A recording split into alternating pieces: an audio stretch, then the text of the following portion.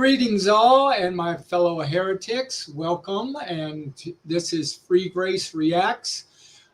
We are going to be dealing with the assembly, how we got worship wrong.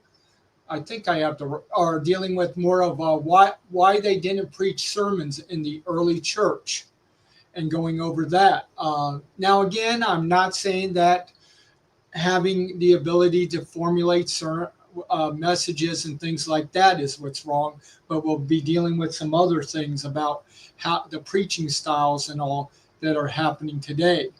It's been quite an interesting day because I almost did not be able to come on because my internet went down, but praise the Lord, they were able to get it back up in time, and so I am able to be doing this podcast for you. Now, again, as usual, if you have any questions, comments, knife remarks towards me, just put at Q or at TLS, and we'll be glad to post them, talk about them, and see what's going on. So what we'll do is we'll go ahead and get started in dealing with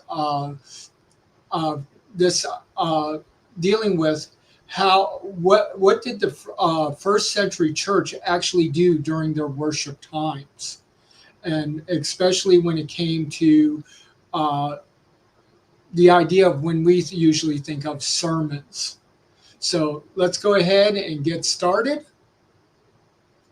So it's so good to be with you guys again. Are you aware of what's happened since the last time we met? No, you better tell us. Oh my. Well, our little gathering of the 7 or 8 of us last 2 months ago, I asked if you guys had recorded it. Turned out you did, and you sent me a copy of that. And I thought, well, what the heck? I'll just go ahead and post that on YouTube and see what happens. Well, I posted that 1-hour video that we did last time for the 7 or 8 of us, and now it has been viewed over 125,000 times around the world. Okay, so I did kind of a big overview of how church was done that Tom Wadsworth did. He also has a 7-part series by which he went through a lot of these things, but then he also now has come back and did an updated version on a couple of them that there were some recording problems and things like that. So this is one of the ones that I decided to go ahead and share, which is the updated version. I'm not exaggerating. How many again? 125,000 views around the world. And that includes way more than 50 countries. I believe of the top 10 cities that are viewing it, YouTube statistics can share that information. Of the top 10 cities, only 3 of them are in the United States. The rest. Okay, and I think that's pretty interesting in itself. Of the top 10 cities, only 3 are in the United States. So, and it's going around the world, and people are listening to this series because I think people are very interested in how church is done, because I think a lot of times the way we see church and the way that and giving the sermons and things like that, people are getting disinterested in the style that we have. And I think that is a key aspect. I know I've talking with a lot myself. I've gotten disinterested in one of the churches I was a part of.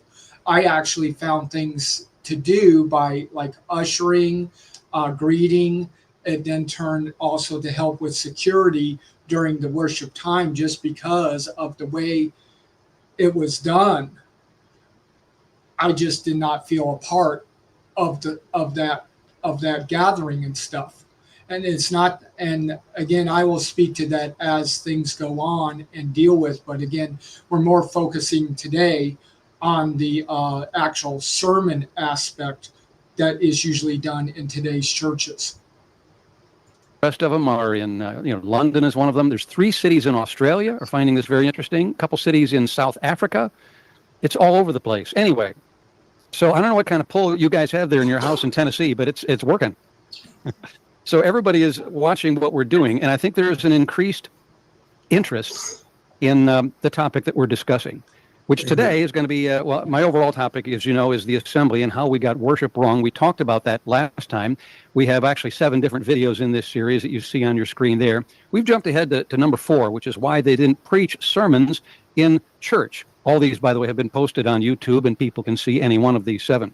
To recap the key issues from what I've been saying is, number 1, in the New Testament, they did not, in fact, describe their meetings as worship, nor did they describe their meetings as a service. Okay, so again, one of the key things that he is focusing on with what he is discussing and the overall is that, again, with today's term worship, the problem is when you ask worship, you get so many different definitions. It's kind of lost. I don't think it really has a full meaning and things like that. Now, a lot of people do understand worship is more between a person and God.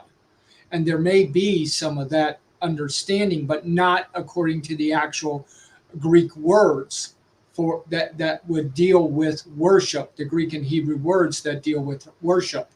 And so he was mentioning that when we deal with the passages of the church, the idea is focused on service or the one another's and not that of a corporate worship. But again, he makes an emphasis where you deal with the different words. It's more referring to a lot that deals with religion, rituals, sacrifices, bowing down, and things like that. So it does make for some differences in when we're dealing with the word. So it's not that he is against the word worship. The problem is trying to nail down an actual definition is where the difficulty. And so he's saying we just need to deal with what the actual words in the Bible say and what their meaning are. And that way we get an actual understanding of this, what was actually done in the temple, and did that come over to the church. So that's what he's more getting at when he states that.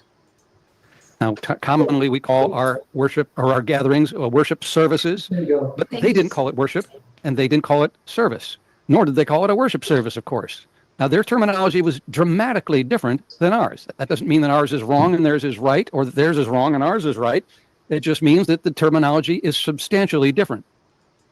Right. And again, as the idea or as a service, so they weren't seeing it as some type of service to God.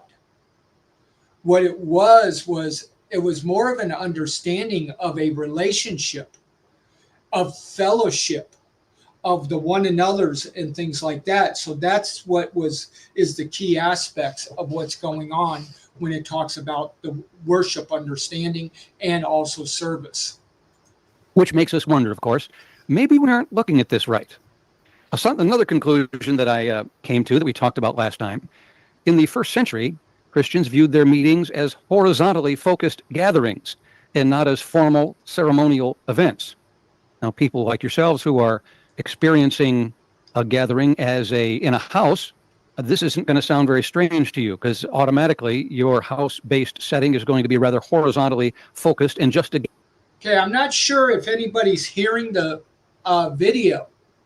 I'm trying to see for myself, and for whatever reason, mine's not coming through on my phone here. So I want to make sure that we are able to hear and stuff. I think I know what part of the problem is. Do apologize for this because, again, I'm not seeing anybody in the chat to clearly tell me. And I think what might happen with my phone is that my earbuds, they sometimes just take over no matter what. And that's what creates some of the problem here. They sometimes just take over no matter what. Okay, I got volume and all. I'm going to go ahead and start playing again to make sure the video is playing also. Gathering, and it's going to be rather unusual for us to view it as a formal ceremonial event. And third thing, we learned that the Bible's worship words, that is the Greek or Hebrew terms that are translated as worship, actually refer to temple activities such as ritual prostration and sacrificing, and these terms are not used to refer to Christian assembly activity.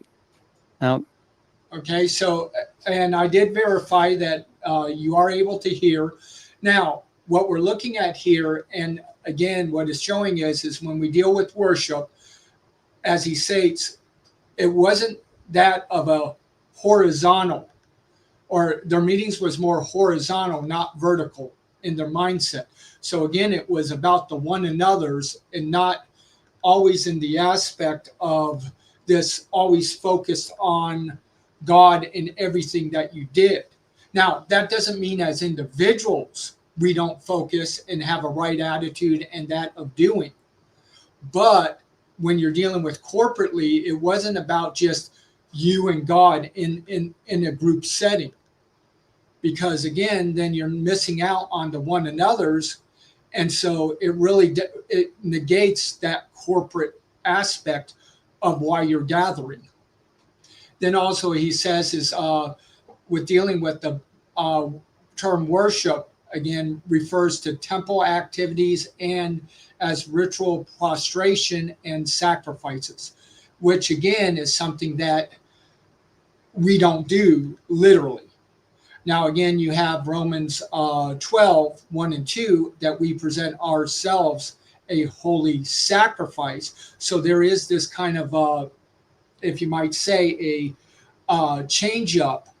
But then that comes to the individual. The individual is that of becoming and giving themselves over as that sacrifice. It's not corporately and done as corporately. So that's one of the things of dealing with. this gets a little bit confusing if we continue to use the word worship to refer to what we are doing. This doesn't mean that worship is wrong at all. It just means that their terms are different than ours. And also their definition of the word worship is also different than ours. So what I'm saying here also is not that they did not sing praises to God in their assemblies. They certainly did. I'm not saying that in first century assemblies they did not pray to God. They certainly did. I'm also not saying that they didn't take the Lord's Supper. They certainly did. But they didn't call any of those activities as worship. Anyway, so let's continue on with what we're going to be talking about this. Okay, so that kind of sets the thing of the last video that we actually looked at that was with Tom Wadsworth and dealing with. And I'm glad he kind of did that introduction just to kind of give an overview of where things are. But now we're going to go into the main understanding and main focus of what he is speaking of and what I posted as what our focus is going to be this week, which is why they didn't preach sermons in church. And let me explain that, because that may sound somewhat offensive as well, just to begin with. But this is actually stemming from the same issue of the worship terms.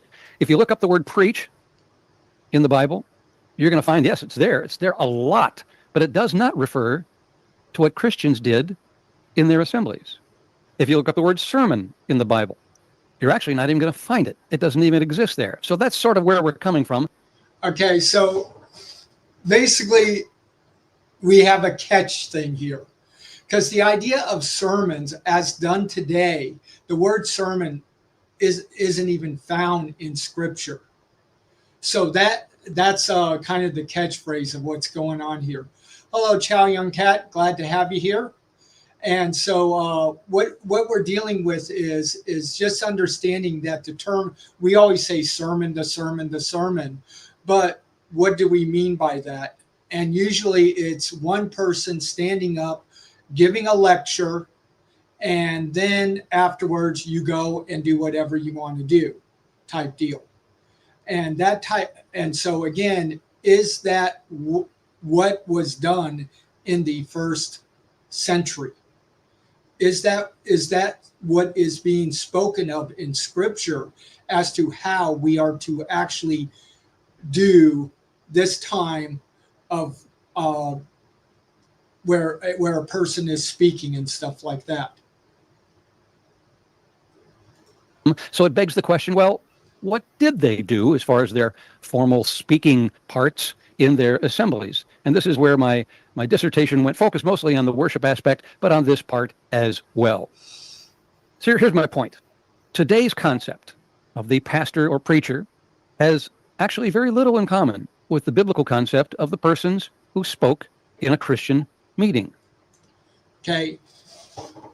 And I will admit that can be and probably is a fighting statement, because the idea of today's concept of the pastor preacher, that is the individual known as the pastor, or they may call him an elder, they may call him a bishop, whatever it may be, goes ahead, stands up in front of the congregation, does a lecture, hopefully using God's word, but that's not always the case.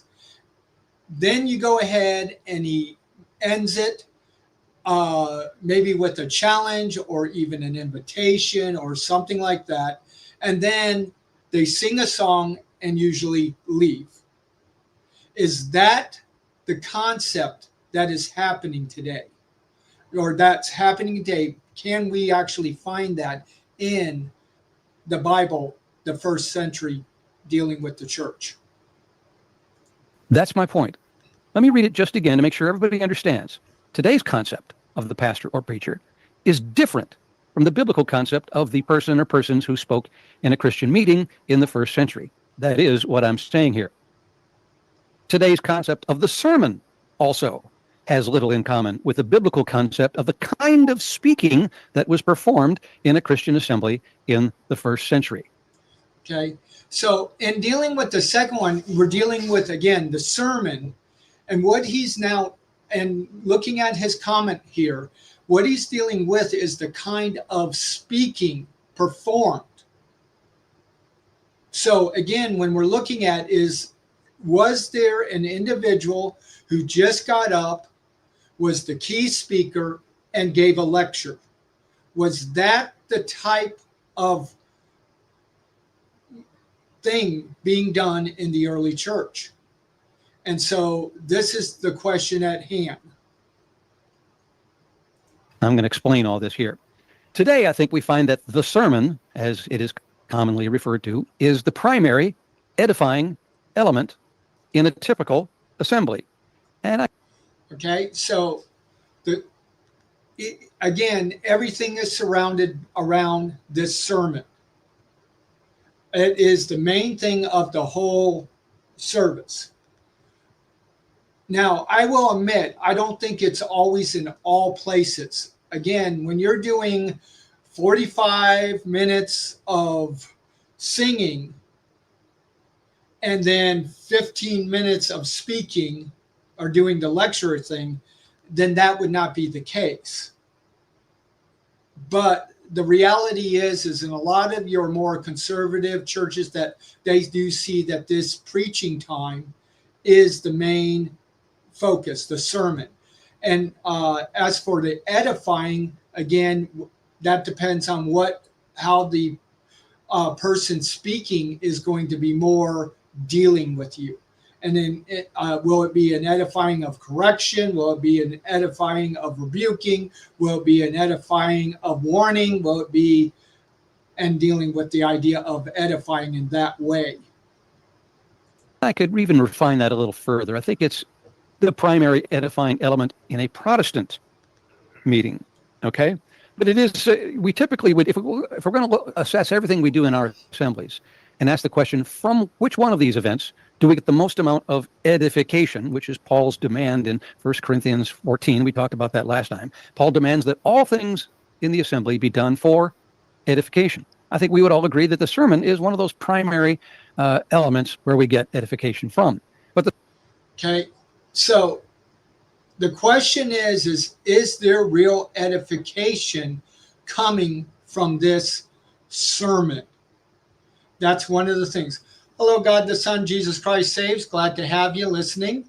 Again, for anybody that is able to, with doing in the comments, if you want to write or ask a question, do a comment, do a snide remark towards me, because I'd be glad to have that.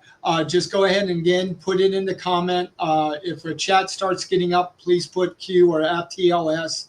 That way it's, I know to focus on it and things like that. Hello, Raul Bird, glad to have you. Yeah, if you're just listening, that's fine. I don't mind that also, but thank you for saying hi and glad you're listening. So again, the second time is then again, this sermon is the most time consuming element. Well, again, even in the Protestant church, that may not be the case. It really depends on the type of development of what's happening. Because like I said, because of the charismatic Pentecostal influence, even on your more conservative churches, they may spend more time now doing what is called praise and worship music, or doing a hybrid of the old and the new and things like that. So you might have more time doing that. And then it also depends on how long the person is actually doing the sermon itself. Because some 20 minutes and they're done. Others 30, some can go 40, some can go up to an hour. It just depends on the type of preacher, if you may say, that you have and what the congregation is used to. Okay? Okay, I see. Okay, yeah. Raul has listened to this whole series and dealing with, and so he's familiar with what's being said. So glad to hear that. You'll find that I'm more on board with him than I am against that in dealing with that. So let's see. God the Son says, he quotes Ephesians 2, basically with 12 through 16. Of course, it's not putting up everything, but again, for the perfecting of the saints, for the work of the ministry, for the edifying of the body. So the question is that even in taking this, does the sermon actually do this? And I mean, it's supposed to, but is it really being effective? Okay. Again, Raul said, I actually find merit in what he says. Yes, I do too. That's why I said I've already been thinking about this stuff before he came out, but with him doing the actual study and things like that, and also doing it for his doctoral dissertation, that again helps to put credence and things to what I'm thinking. But again, when I've shared it according to God's word, just directly. But I like the fact that he brings out stuff that maybe I did not have. So yeah, I understand. He's a lot more thorough than I was, and I can utilize his stuff to even be more in helping in this. Okay, God the Son says, work of the ministry, mainly the sharing of the gospel, but other things too. Well, and that's the thing is the service, or is this gathering time focused on the gospel, or should it be something else? Because again, usually when we think of the gospel, we're thinking of evangelism. And is that to be the main purpose of the gathering of those that are already saved? Now, if you're teaching people how to share the gospel, that could be one thing and going beyond the gospel. But that of just having sermons that are just evangelistic to already the saved, that does no good, because it does not help them to grow. So that's I've been in those churches that do that, and it really doesn't help the congregation at all, because the reality is they don't even share the gospel a lot of times because they're not really taught. Okay, let's see. I think that during services that reminding the body of the security of the gospel is okay. So you're talking about this eternal security. and then also the other security that Scripture gives. So I don't have a problem with that also. And then as you put in assurance. So yes, that is a part of dealing with and all. But again, is there more than that when we're dealing with edifying and things like that? That's what we're kind of getting at. And how do we accomplish all this? Especially if you have just one person and whatever their style of preaching is, can it cover all these different subjects?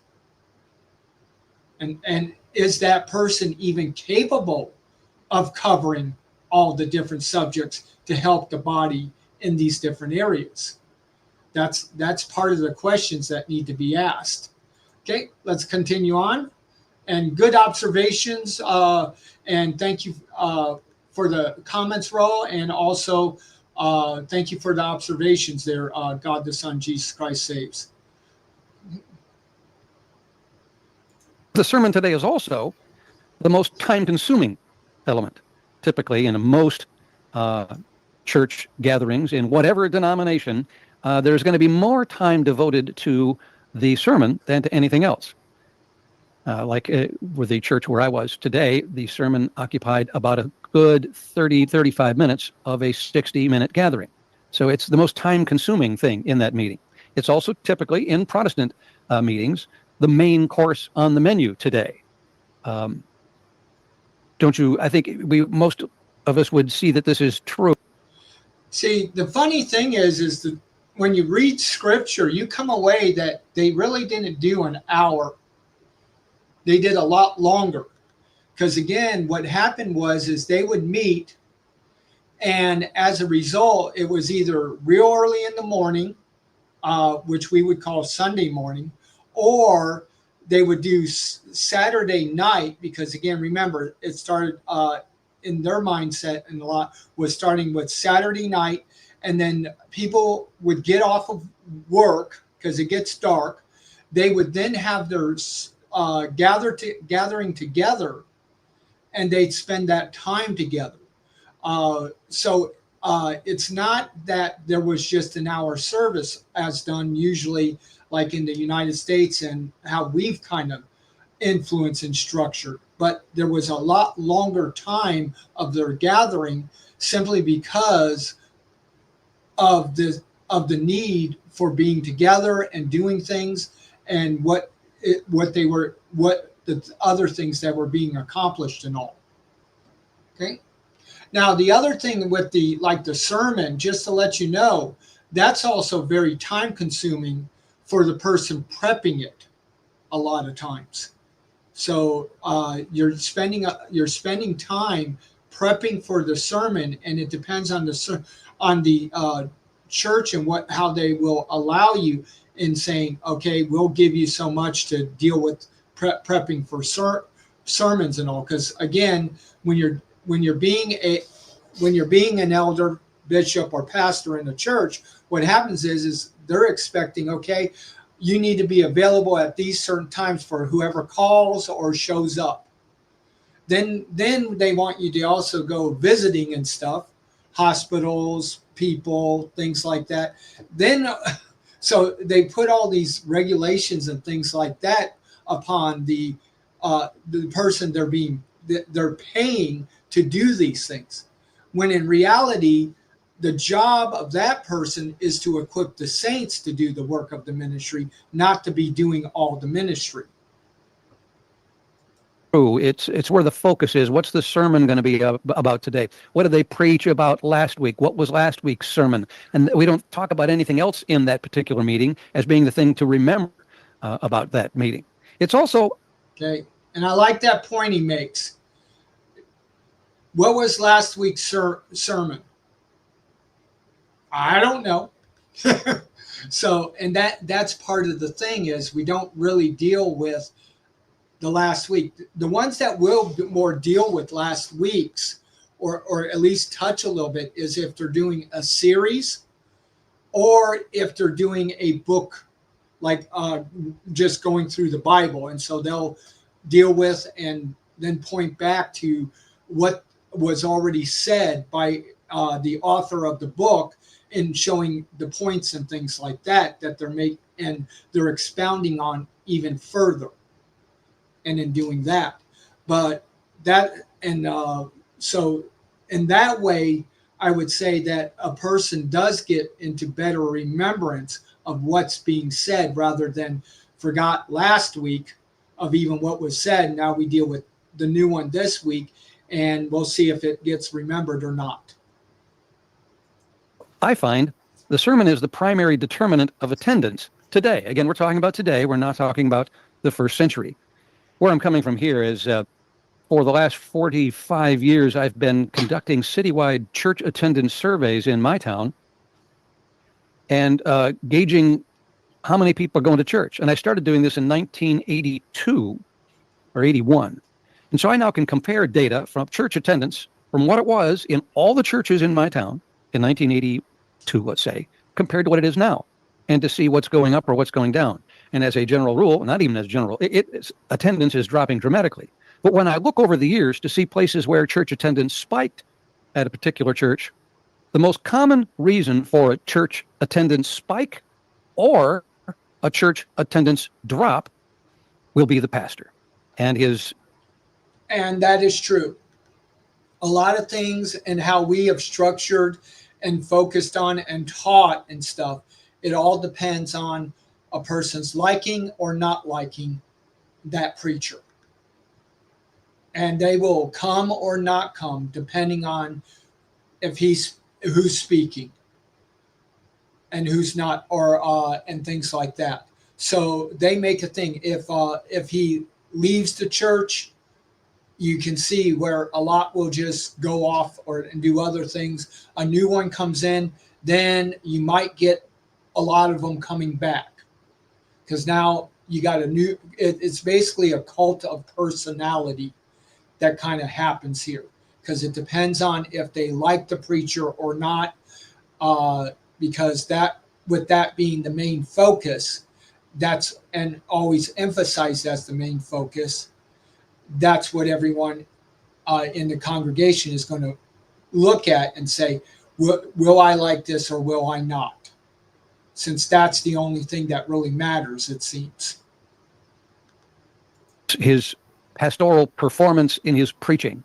If you get a new guy and he's not so hot, attendance is going to drop. If you get a new guy and he's really good, attendance is going to spike. And that's typically what this powerful role that the sermon has today. It's also, if you look at breaking down everything we're doing in our assemblies as far as what costs the most, well, let's think about what you're charging or what your typical pastor is being paid, and look how much time he is spending on his sermon, and how much are you spending on the rest of this thing you're doing on Sunday. I know when I was in full-time pastoral ministry that I used to add up the number of hours I was spending on every sermon every week. And on average, I would spend typically about 10 hours per week on the sermon. And so let's say I'm being paid for 40 hours a week. So 1/4 of my salary is going to what? That 30-minute thing that we do during the week. That's a chunk of dough, depending on how you're paying your pastor in whatever church it might be. And that, again, you think of only 40 hours. Today, they're expecting a preacher to usually do 60, 80 hours and things like that. Because, again, so much is being expected of them and things like that. And yet, but yes, and that's the other problem is how much of the time are you going to allow them to prep for this and doing? But the other thing is how effective is this if you're going to go with this model? Chris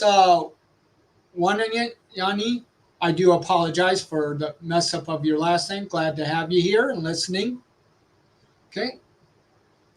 Interesting, if you look up the word sermon in the Bible, as I mentioned earlier, it's actually not found.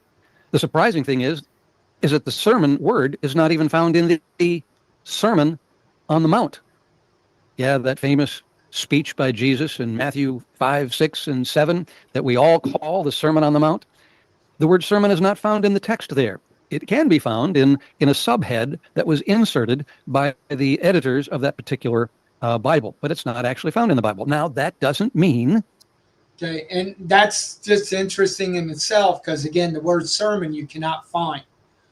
But again, the reason why we focus and we might call it a sermon is because when we're reading it, like Matthew, in dealing with that, what is happening is you're looking at only Jesus speaking.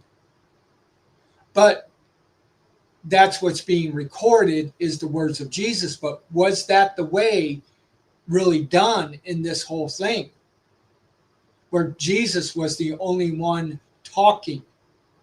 But again, we don't have the full picture being shown. It's the same way as within the rest of the Bible, where it's emphasizing the person speaking, because again, the Bible is trying to give an understanding of what's going on, but then what's taking place. So I think that may be part of why we focus in on the sermon aspect and the way it's done today at this time. Okay. Glad to see you here. Jesus Saves. Before I deal with your question, God the Son, Jesus Christ Saves says, way back in the day when I listened to those Calvi influenced preachers, I would hear many of them preach on the same topic for their Sunday service. Like they subscribed to those sites that gave you sermons. And I've known some that did that. So so you would have everyone seeming to be preaching on the same thing. Okay. Jesus Saves, we're doing a reaction video on why they didn't preach sermons in the early church and going over that. Right now, we're being brought up that you actually don't find the word sermon in the church, in the Bible anywhere. But again, it's not wrong to use the word sermon. It's just, if we're going to, we got to make sure we have the right understanding of what's going on. So that's what we're focusing on here. Room Renter, glad to have you here. He says hi to everyone. And then God the Son, Jesus Christ Saves says the internet really exposed that one. Okay, yeah, because you could hear preachers from all over and they were using the same sermon site. Yeah, and there was that too, because again, for whatever, there was a point, and I remember back in the early 90s where that was the case, and yeah, they were because of time, they said, okay, we're just going to take someone else's sermon, quickly read over it, deal with that, and then kind of see if they can make it themselves, but still giving the same points that they've taken from a sermon series or something like that, or sermons that someone, and then just basically, and never gave that person the credit. They claimed it's theirs. So yes, I've seen that happen also. Okay, Room Renter says, my church goes through a book of the Bible. We are going through 2 Kings. Yep. And again, in doing that, I don't have a problem with like going through the book of the Bible and all. This is going to be dealing not with the fact of actually going through books of the Bible or even doing series or things like that. The problem is how it's done, how effective is it following that you see in the New Testament, and secondly, how effective is the style that's being done at really bringing about edification, learning, growing, and things like that. So that's really the emphasis that comes with this. And does our today's way of doing sermons really do what is necessary to truly bring about true learning, edification, growth, and things like that? Okay. that if you use the word sermon in reference to the guy speaking, that you're going to go to hell. Of course not. And it doesn't indicate that your church is therefore apostate because you use the word sermon. Okay, I really like the fact he brings up the thing of, if you use the word sermon, you're going to go to hell. Because again, there's churches that will start doing this type of stuff. They turn it into legalistic law rather than saying to themselves, what we're doing, how effective is this? Do we meet what the Bible is actually wanting us to do? That's basically what's being asked here. And the problem is we don't ask those questions. We really don't go back into the Bible and say, okay, how should a church service actually look? What should it be done? What are the priorities? And are we reaching these priorities according to Scripture? I've been going through Ephesians 4, which deals with unity. And the stuff that it's been talking about in Ephesians 4 that I've been teaching on Tuesdays is just, that's not the emphasis at all. Because it's not just unity in the idea of individual growth, but also as a local church and then as a city church. Because again, remember, in this time, churches were not individual. They were considered a city church, yet they may have their different meeting groups because of the number of people and all, and where they're located, they would go and do different things like that. Then on top of it, not only do you have the city church, but then you have the church universal, and that of seeking this unity. Now, I know that the farther you go out, the harder it is, but still, even you have to start at least within your local body and say, are we really aiming for what the Bible actually says? And that again is where a key factor that I look at, and I've been looking at for some time, and I have actually got people very upset with me because I would say what Scripture says, and they're like, no. And people just get very upset when you start sacrificing their sacred cows. But the point here is, it's interesting to look at the terminology used in the first century in regard to this speaking thing and the terminology that we use today, and then we compare the two and see perhaps what's different. What are we missing today that was there in the first century? And that's where this particular... Okay, and that is the point. How did they speak versus how we speak today? So he's about to go into that. Where message is coming from. Church assemblies in the New Testament. By the way, I almost can't see that top part. Can you see the top part of your screen? Yes. Okay, good. I got to move this thing. Got it. Church speakers in the New Testament. What I did is I looked up the names or the titles of the different kinds of people who spoke in a church gathering in the New Testament. And these are the different words that are being used in the New Testament to refer to the people who speak. Apostles is extremely common. The word, every time the word apostle appears, it's not necessarily used in the context of somebody who is speaking in a church gathering, but the term is used a lot, and certainly apostles were those who did speak in a church gathering. The most common word that is used in the New Testament in reference to those people who are speaking in an assembly is elders. It's found 31 different times. Not always is the word elder used in reference to their speaking function, but it's clear that elders had a speaking or teaching role in assemblies. Okay, and that's primarily from the book where you get a lot of it from is the book of 1 Timothy and Titus, because 1 Timothy deals a lot with the eldership, and so does Titus, at least in chapter 1, in dealing with that.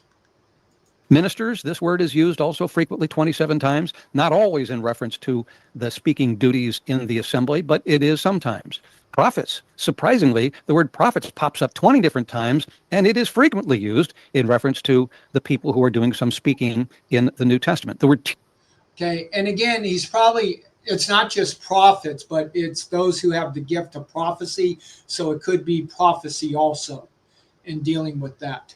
Because they are, it's kind of like two different things. Because again, you could have some that could say prophet, where you'll see the word prophet or prophetess. But then also you have those that are emphasizing the gift of prophecy. And I think they're still related in the two, but it's just understanding even in that you're dealing with a large number of type of how the word is used. teachers also appears a lot of times, and not just the word teacher, but if you look at the verb teach, that's used a lot in the New Testament in reference to the kind of speaking that is done in a Christian assembly. Okay. And I would agree. You might have teachers, but the word teach is probably the primary emphasis of what is trying to be done in a speaking role, and that is teaching.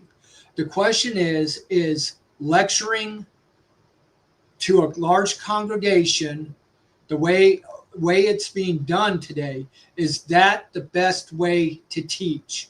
That needs to be one of the questions that needs to be asked. If it isn't, what are better ways then? Overseers or bishops certainly had a role in congregational gatherings. They're only mentioned about 5 times.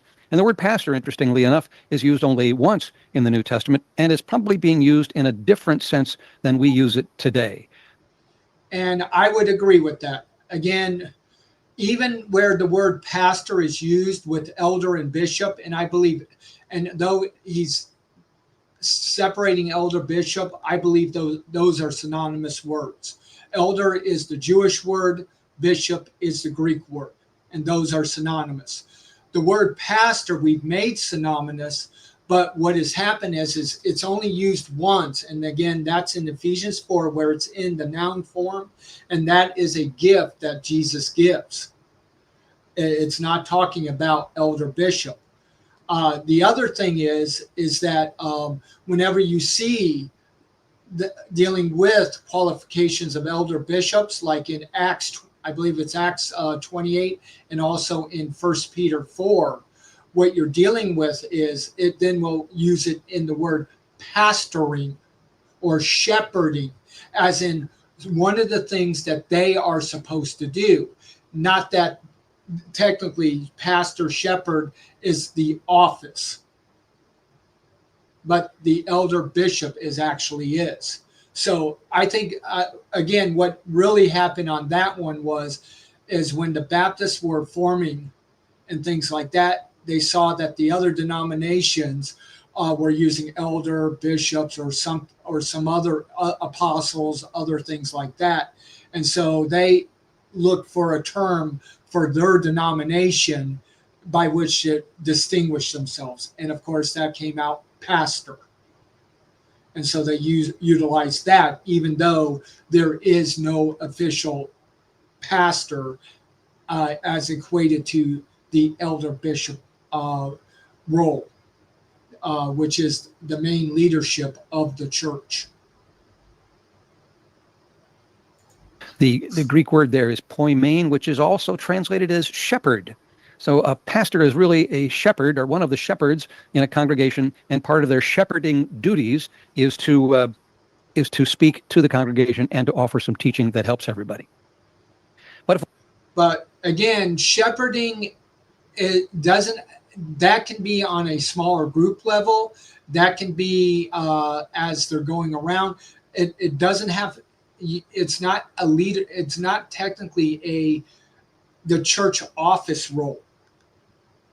It is one of those other things that can help with the church office. In other words, the elder bishop. But what they are is, again, the idea of shepherding deals with not only teaching, but it also deals with kind of a care ministry.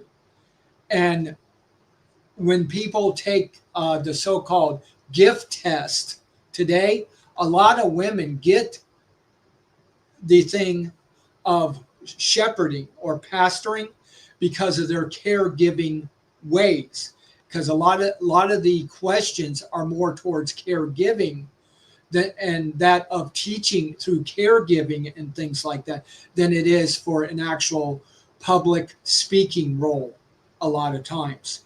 So just understanding those differences. I'm not a big fan of a lot of the gift tests because I think they're more of a personality thing than they are actually really helping you to I mean, they could help you maybe find what your gift or to lead towards your gift, but a lot of the questions and things I don't think do that. And then the other problem is I came across the gift test that would have like exorcist and some these wacko type stuff and asking these different questions and things like that, which again you don't see in the Bible a gift of exorcism in doing that. So, but again, this more deals with your left-leaning charismatic Pentecostal style that really they add all these different gifts that the Bible doesn't speak about. If we now look at, instead of at church speakers, I've somehow lost my ability to advance my slides. There they go. The other kinds of Christian speakers that appear in the New Testament, but not in a congregational setting, are these three words. One is evangelist. That's used 3 times. The word preacher is used a couple of times in the New Testament. And the word priestly minister is used in a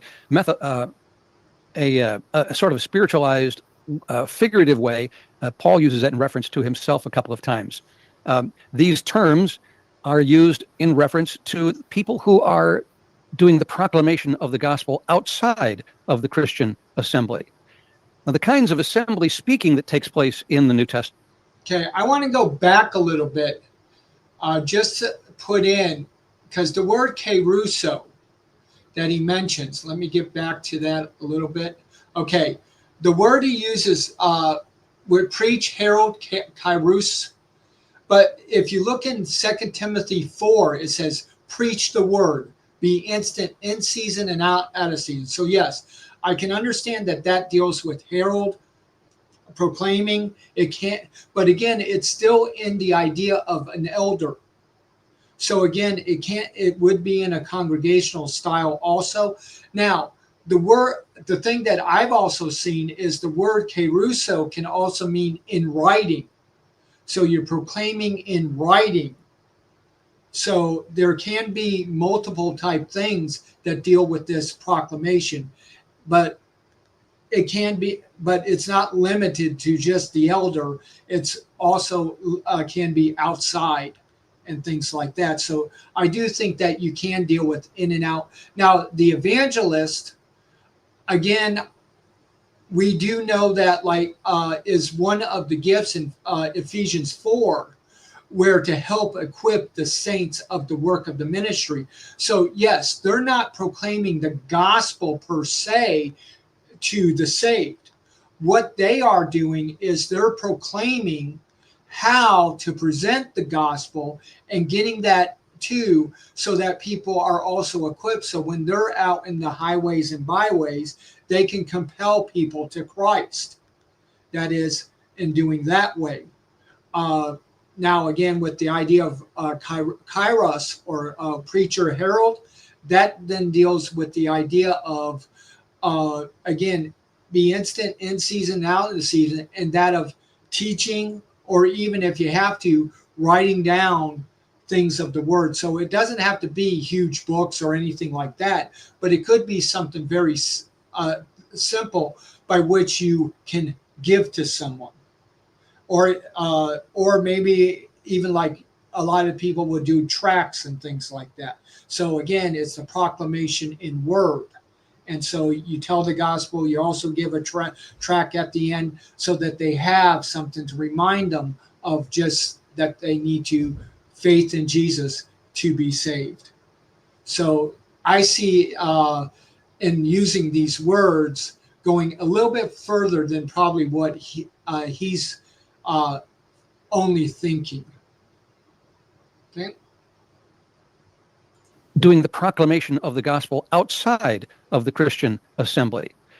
Now, the kinds of assembly speaking that takes place in the New Testament, in other words, what are the words that are used to refer to what they actually did when they gathered together? The most common words are these two words that are in yellow highlight on your screen. To exhort or to encourage, that's used frequently, and the word teach is also used the most frequently of all the rest of these terms in reference to speaking, the kinds of speaking that is done in an assembly. Prophecy is also used, praying or singing and praising, speaking, reporting. You see all the rebuking, debating, reading, dialoguing, conversing, tongues, revelation, knowledge, blessing, amen, and instruction. All these words are also used specifically in reference to assembly speaking activity. In other words, the kinds of communication that is being used in the assembly.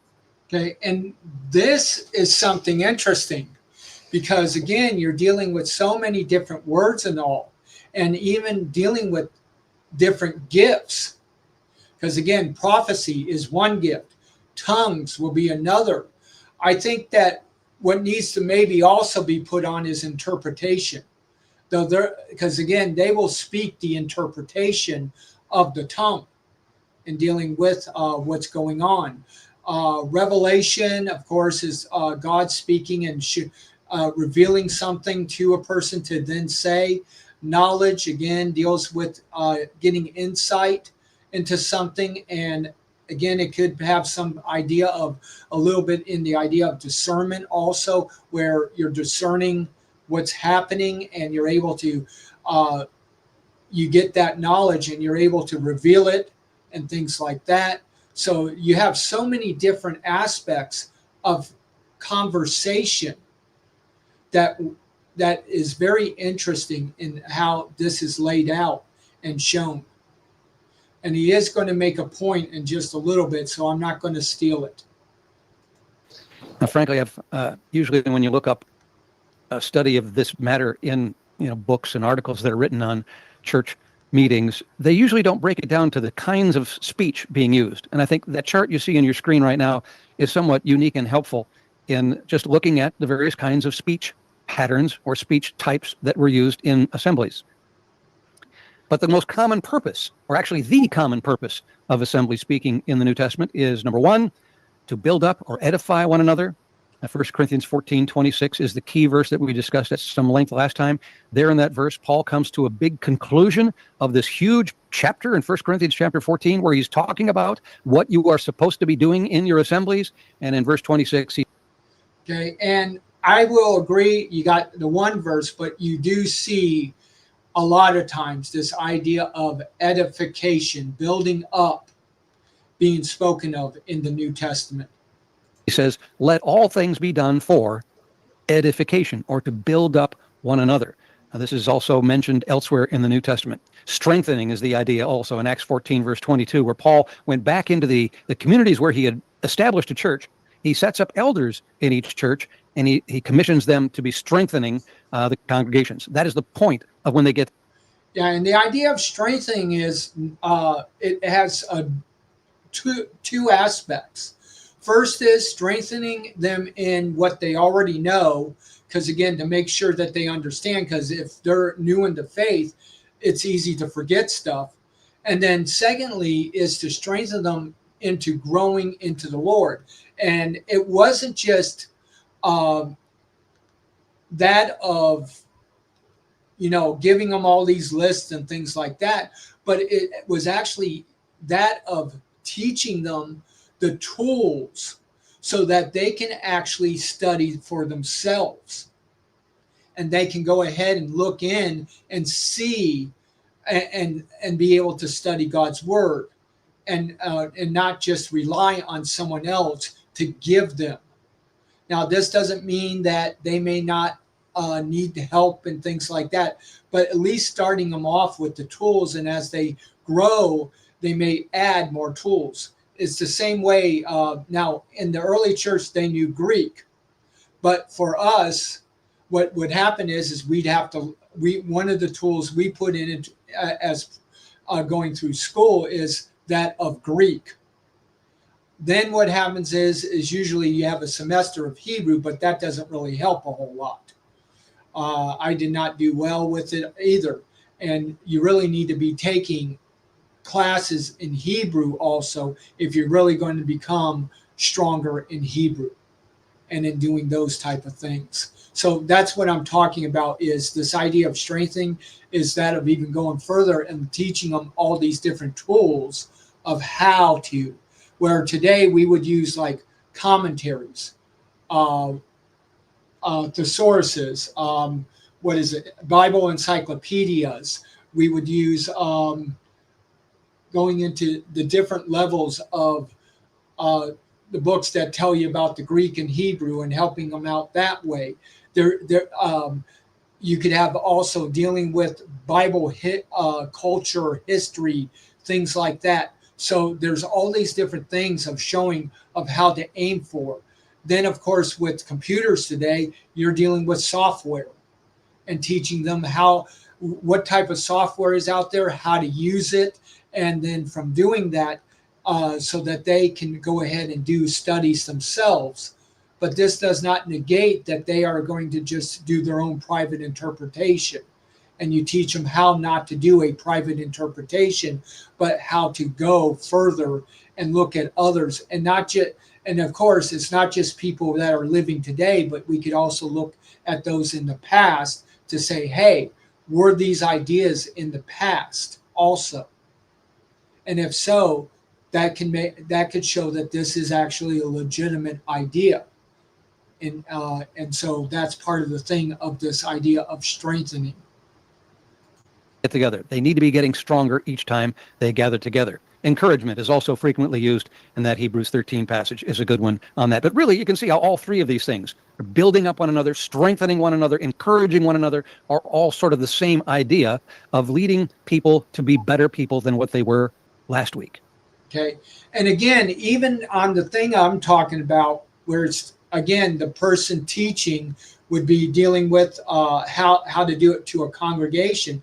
But then as the individuals, they're able then to take what they've done, bring it back to the church, and through that work on the right interpretation, and also to that of edifying, building up, strengthening, encouraging the congregation. So it's not just for an individual thing, but also for the whole body. Because again, that's a key aspect that we're dealing with. We're dealing with a corporate setting and not just individuals. And so the idea in the New Testament is you're doing this not just one time, but you're doing it all week, every week, for the rest of your lives in order to get better. But now if we look at the concept of preaching in the New Testament to see how that word is used, and it's used 104 times in the New Testament, in the New American Standard Bible. It's usually used in a phrase like preach the gospel, which is 52 of those times. Preach the gospel is actually one Greek word in the New Testament. Okay, and that would be the euangelium, preach the gospel. So that again, you got to put it, think of it within its setting and things like that. Because again, if you have a congregation that are all saved, are you going to be preaching the gospel? I would say no. You might remind them of the gospel as a means for encouraging to learn these things, do these things, stuff like that, but you're not going to really make that the main focus. Usually evangelizomai, a Greek term where the word, it means to proclaim the good news. You've heard that before, but that's the context in which preach is used there. It's also found in the Greek word keruso, which means to proclaim. And basically this is one-way proclamation that is done with the goal of gaining converts. In other words, this is not assembly activity. This is outside the assembly. See, and I would not fully agree on that one, because like I said, that's the keruso. And we find it in 1 Timothy, where Paul is teaching Timothy to preach keruso, preach the word, be instant in season, out of season. So it could be within the congregation, without the congregation. There could be a duality and things like, or multiple ways of how that word can be used. Activity where Paul would, for example, go into the Jewish synagogue where he knew he already had a gathering of.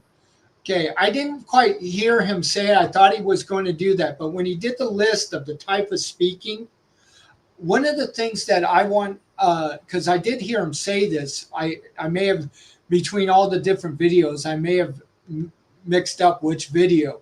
But he did say with all these different styles of speaking, can one person actually do all that? The answer is no. So if you're dealing with all these different things, should you always have just that one person speaking? If you're trying to aim at and do all these different ones, and if one person cannot do them all, shouldn't you have more than just one person speaking? That's part of what in dealing with goes against the norm. Of course, we always think of the one elder, but that proclaims. But again, in churches, there actually was a plurality of elders. There were some that were more speaking elders and some not so speaking. I'm not saying they didn't speak, because all of them have to be able to teach, but they may not teach on some of the larger levels and things like that, but they still taught. They may be more, their area may also be focused on maybe some other areas and stuff like that, but they still taught. But the thing is in dealing with that, you have a multitude of elders, but it's not just the elders. It's also the congregation, because again, you might have, in the New Testament, you might have someone with the gift of prophecy. So you gave them time to share the prophecy. You then also have people with the gift of tongues. Now, again, for tongues to be done in the church, there also has to be those who had the gift of interpretation. Otherwise, you do not do the gift of tongues at all, because it becomes a public gift that is basically useless, because no one understands what's being said. But with the gift of interpretation, as 1 Corinthians 14 tells us, it moves it up equal with prophecy, because it's as Paul said, I'd rather speak 5 clear words than 1,000 that no one understands. So it's better when you're dealing with a congregational area, you have to deal with how doing effective speaking that people will actually hear and understand, rather than a whole bunch of words that don't mean anything.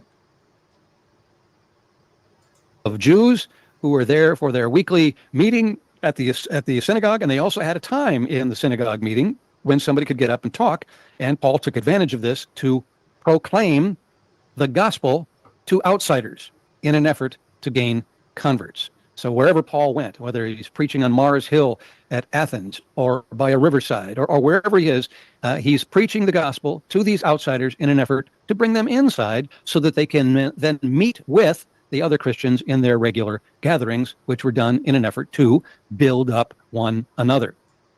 Okay. The other aspect of that is also he always, a lot of times he went into places that the gospel was not planted yet. So in doing that, he would find the synagogue, and being a Jew, he's able to go in that, and then being given the time to speak, he would do that. And of course, that's when he would have people get saved. Maybe there, it may then also be that he's in the marketplace, because he also is a tent maker. And so he can make and repair tents and things like that people have. And so he's speaking in the marketplace also. You now have both and dealing with. And so what happens is from there, a church is started, and he goes ahead, and now within the church also, he moves from proclaiming the gospel to actually teaching the church. Because again, they need to have that foundation laid, and so that they can grow and things like that. So Paul being an apostle, the thing is as we state, a lot of times apostle also fits in with a lot of times missionary. And missionary has to be both dealing with evangelism and the building of the church. And so there's a lot more involved in being this type of person than a lot of people really think. And that's why not everyone can be a missionary in this way. Now, if they are a missionary, they may just be an evangelist and do that, or they may be more of a teacher for in the church that is already there, but they may not have the capability of doing both. And that's something else in looking at of what's happening. Gerhard Friedrich, who is a German scholar who wrote the article on K. Russo in the Theological Dictionary of the New Testament, he made this statement. It stuck out to me, so I wanted to share it with you. He says, kerusein, which is the Greek word for this, he says, it does not mean the delivery of a learned and edifying or hortatory discourse in well-chosen words and a pleasant voice. Rather, it is the declaration of an event. Its true sense is to proclaim, which is a little bit different than the way we see preaching in our context in Christian assemblies. And that is true. Within today, they're wanting to get people that can really speak, have their 3 points in a poem, things like that, listing out. Now, again, that's not bad for someone who speaks all the time, and they need to grow in their gift in dealing with this type of thing, and in their office and what they're doing. But you can't limit it to the fact that a person they've been well polished. The interesting thing is when I first started in speaking, I was doing a lot more stuttering, a lot more problems dealing with, because I was not used to speaking like this for some time, especially now doing the programs and all. But now it's been maybe 6 months, and I can see my improvement in how I'm able to collect my thoughts better, share, and do. So that's part of the thing is there's always a growing process that takes place. And of course, what happened at the front was we usually had a panel, but due to how things have changed, it now has moved to, again, one person. I mean, I'd still rather have a panel, but the reality, it's moved to, like, I'm doing my 2 shows. PB does his one. Charleston will do some of his stuff. Then you also have Janet doing hers. So we have different people speaking and different styles and ways of coming across, and how we create an interaction with one another, including to those that are in the audience. But the reality is it's not all. The big one that usually happens where you have a panel is like with dealing more with like an after show, and in doing that. So just to let you know, since I did mention the word after show, there will be an after show on the debate tomorrow with give me a moment here. Let me get, because my brain is not fully remembering names here. So just a reminder, there will be an after show for tomorrow dealing with Bob Wilkins and Steve Gregg. And I believe that will be, again, Charles will be leading that one up. I don't know if any, and I'm sure others will come aboard and all for that one. And then for Saturday, dealing with Charles, dealing with Scott Clam, premillennialism versus amillennialism. We will have an after show. Now, Charles may show up, say a little something or whatever. He may not. He has a lot of schoolwork he has to focus on. And because of prepping for the debate and things like that, he's a little bit behind, and he needs to take that because, again, his schooling is more important than an after show. So I understand that. But again, as you can tell, we have people who can step in and still be a part and help and provide these things that we have here. Okay, so just wanted to remind you of that and give you the advertising of things that are coming up. Preaching in the New Testament is rather interesting when it's being used so much as a term to refer to what's going on outside the congregation. I ran across this article years ago, written in 1981 by Dr. Craig Evans. You may have heard that name before. Craig Evans has about 70 different books that he's published. It may be 80 by now. But he's a New Testament scholar, well known in the evangelical realm. And he wrote this article back toward the beginning of his career entitled Preacher and Preaching, Some Lexical Observations. In other words, he's taking a look at what this word actually means in the New Testament. And he comes to some interesting statements. He says all of the examples of kerusein refer either to gospel proclamation to the lost or impenitent, or to announcing something of a secular nature. It is never used in the sense of preaching to a local congregation. And again, my biggest issue with that is 1 Timothy 4, where he tells Timothy to be ready, be instant to preach the word, be instant and in season or out of season. Now, yes, that can also mean outside, but that would also mean within the congregation.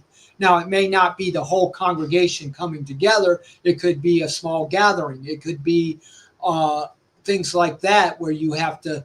But again, in most of the churches, they did not have these large churches. What they did is they had small house churches and a bunch of them throughout the city. And so in doing that, so to try to, I think there may not be a full dealing with this word. Now, I guess I'm using Craig Evans here just simply because he agrees with my observations as well. Because I did the same thing he did. I did the same thing that Gerhard Friedrich did. I looked up every time this Greek word is found and tried to make some conclusions based on what we see there in the evidence in the New Testament. And Craig Evans is dead on correct here. It is never used in the sense of preaching to a local congregation. But if I had to summarize all the biblical evidence about these preaching terms and teaching terms and this Christian speech in an assembly. Now, again, when he's using the word preaching, that in itself is an English word. And so when you're dealing with that, you have to, it's not, again, the word preaching basically just means a proclamation. That's all it does. But what now happens is a lot of people think of the proclamation that the pastor or elder does in the church service. So you do have to go beyond that. But again, the word preaching just means proclamation. It can be in different forms as was listed, but it's still a proclamation. Teaching and exhorting are the most common types of assembly speaking in the New Testament. And the common purpose for assembly speaking was clearly to edify or to strengthen the body of Christ in that room, wherever this speaking is taking place. Well, you might say, well, Wadsworth, what's the big problem with preaching? Do you think that we're all going to hell if we use the word preacher? Well, no, I don't think that at all. But I think what we do need to do is let's take a fresh look at what's going on in the New Testament.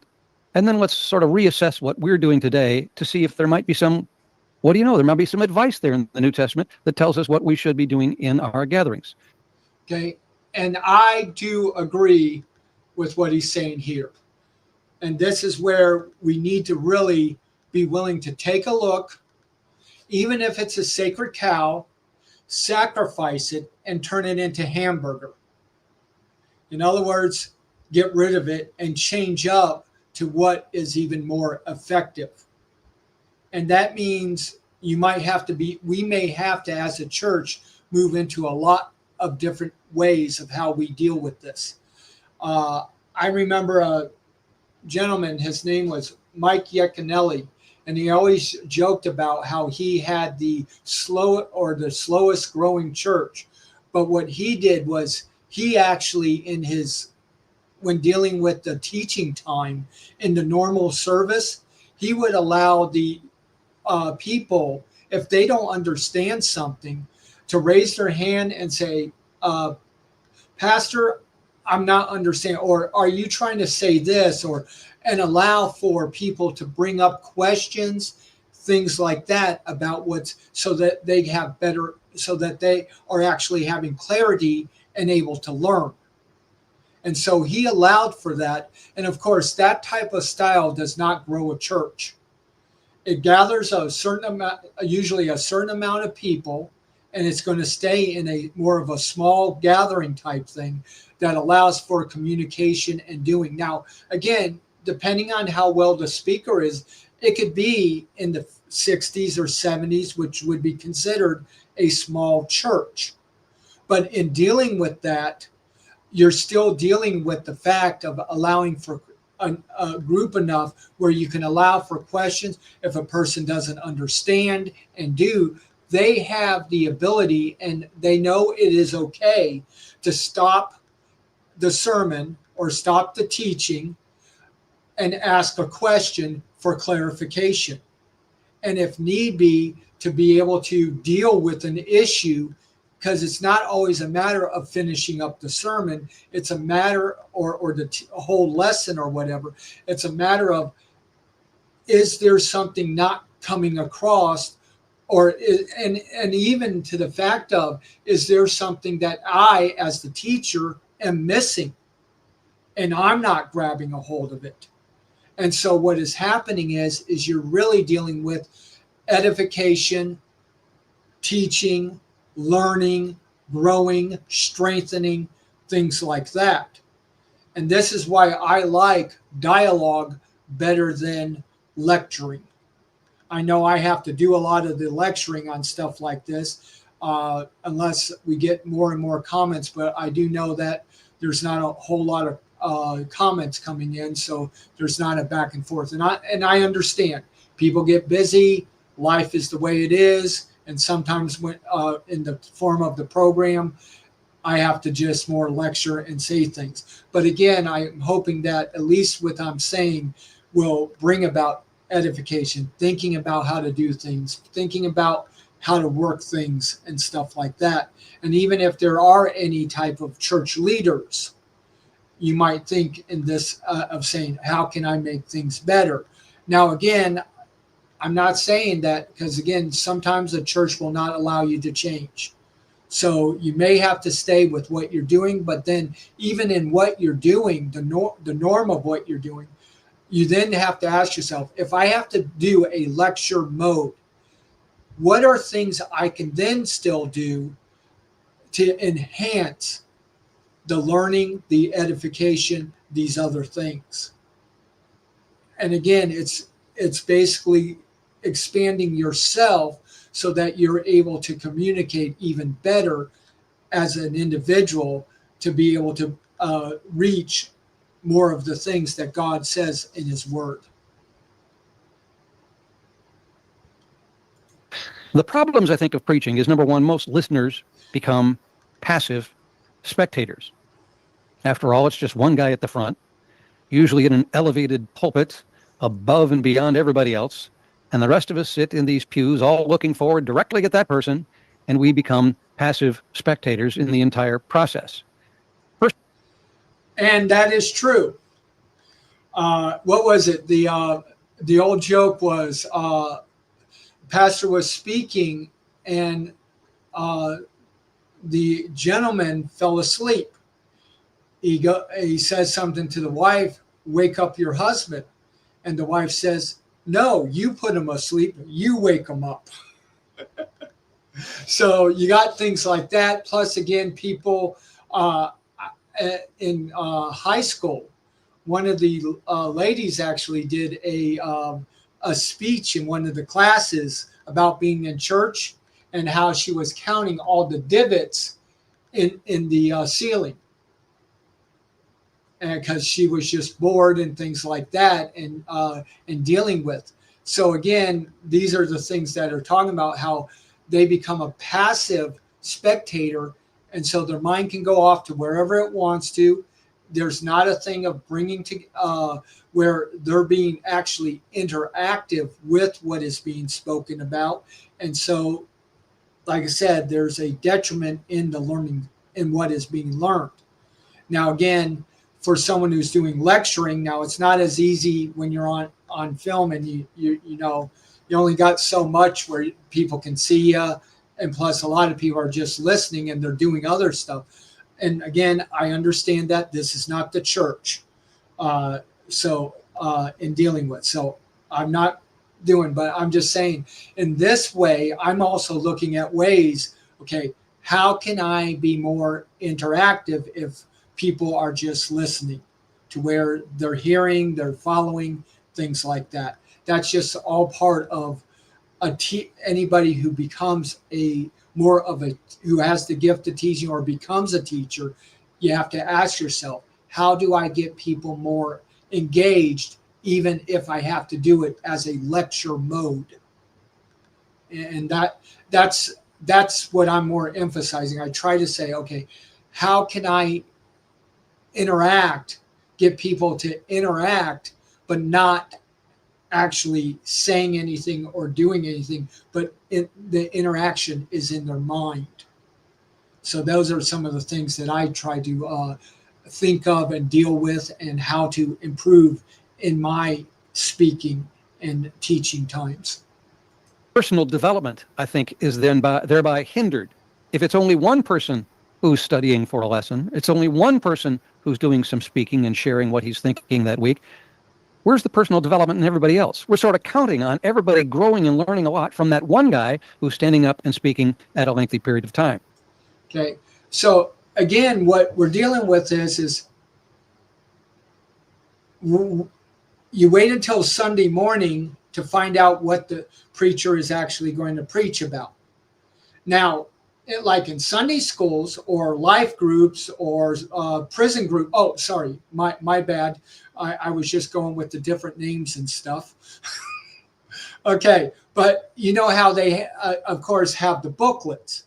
So at least people have a chance. They know what's going to come, and they could read at least in the booklet and get an idea of what's happening. Now, if you have a true teacher, they're going to go beyond the booklet.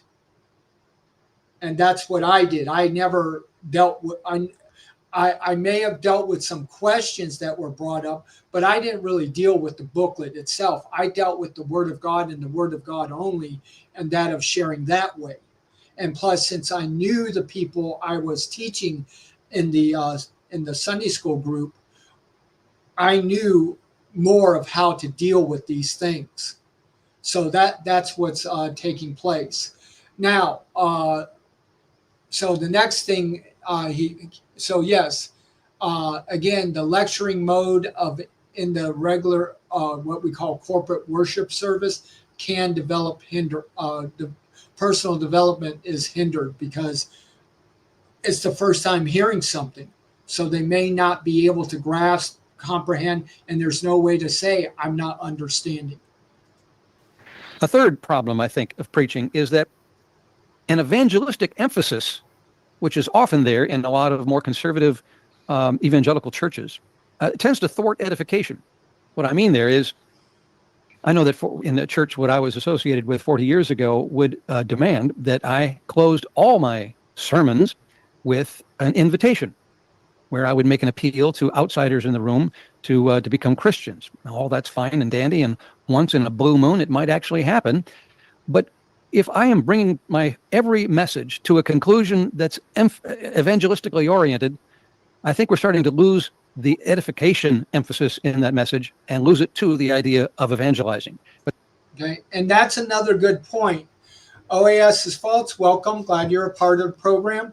And that's a point also is if you're preaching something that is not evangelistic oriented, and then you have to make it, your ending is now emphasizing evangelism and not the points you were making, people just forget the points and forget what was being said. Also, if you're looking out into the congregation and you know your congregation and you see no new people, no whatever, giving an evangelistic message at the end is a waste of time. Because again, they've heard it, they understand it. What you need to do is you need to move into an actual end conclusion that deals with the emphasis and reminding that deals with the edification and dealing with that. OAS is false. We're dealing with something completely different. This is an actual react. So please react to those things that we're dealing with the subject of the video. Okay. But that is where the modern culture has often drifted, depending on, of course, the nature of the church culture in which you live. Also, one of the problems of preaching is that the preacher or pastor is thereby elevated.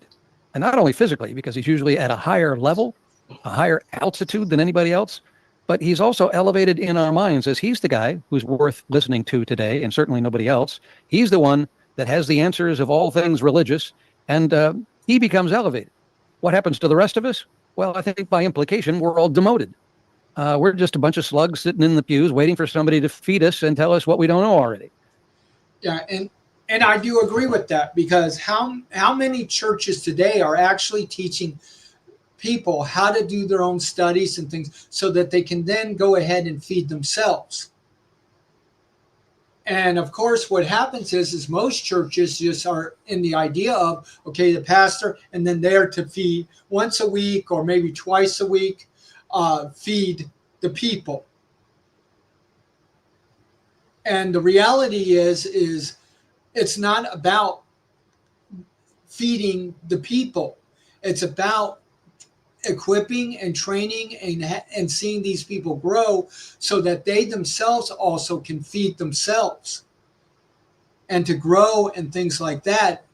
And so the reality is I look at today's corporate worship, and I look at it as a way that, as he says, demotes what's happening. Hello, Pete. Glad to have you listening. And doing that, and like you said, with the pastor, they get elevated. They're looked at as the person with all. I was in a church that had a bunch of elders. The problem is you go to an elder to get a thing. They say go to the preacher.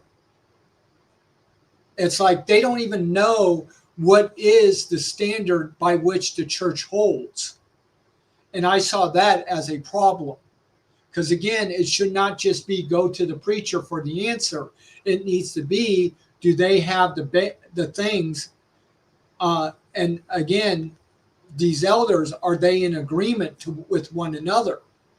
And that showed a problem amongst the eldership. Because again, what it basically did was, okay, the preacher is here, and so he's in the higher, and the others are kind of are basically the hiremen. They're not really even elders then. And so that to me was a problem in itself.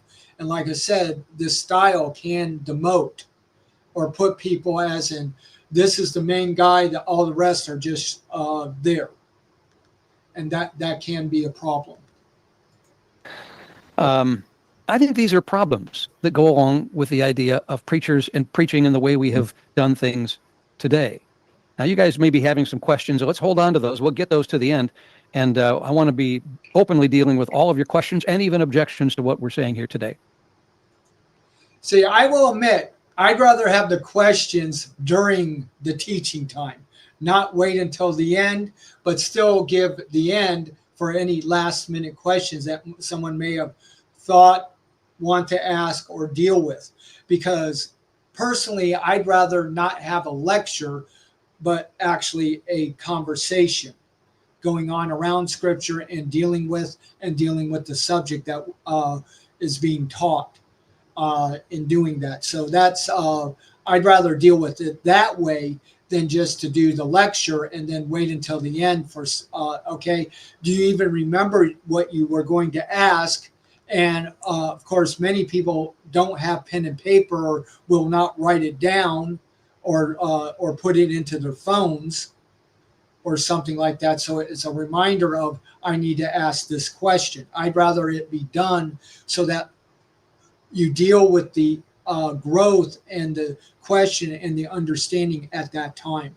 That's why I inform, if you're going to go ahead and ask your questions, put in your comments, things like that in the chat, and I'll be glad to go ahead and deal with it. Stop what we're doing, deal with it, because again, it's what we're doing here is also to help you all grow and help you all think. Now, again, if you don't agree, again, properly put it in, state why you don't, not just giving out, little phrases, pejoratives, things like that, but actually lay out your case as to why you don't agree, and we can go with the dialogue back and forth like that even.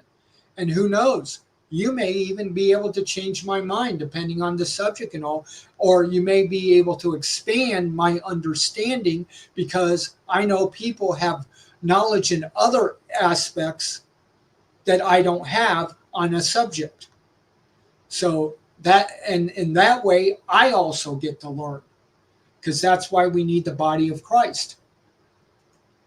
So I think there are three things that biblically we lack by doing church the way we do it today, by having this such a focus on preachers and preaching of sermons.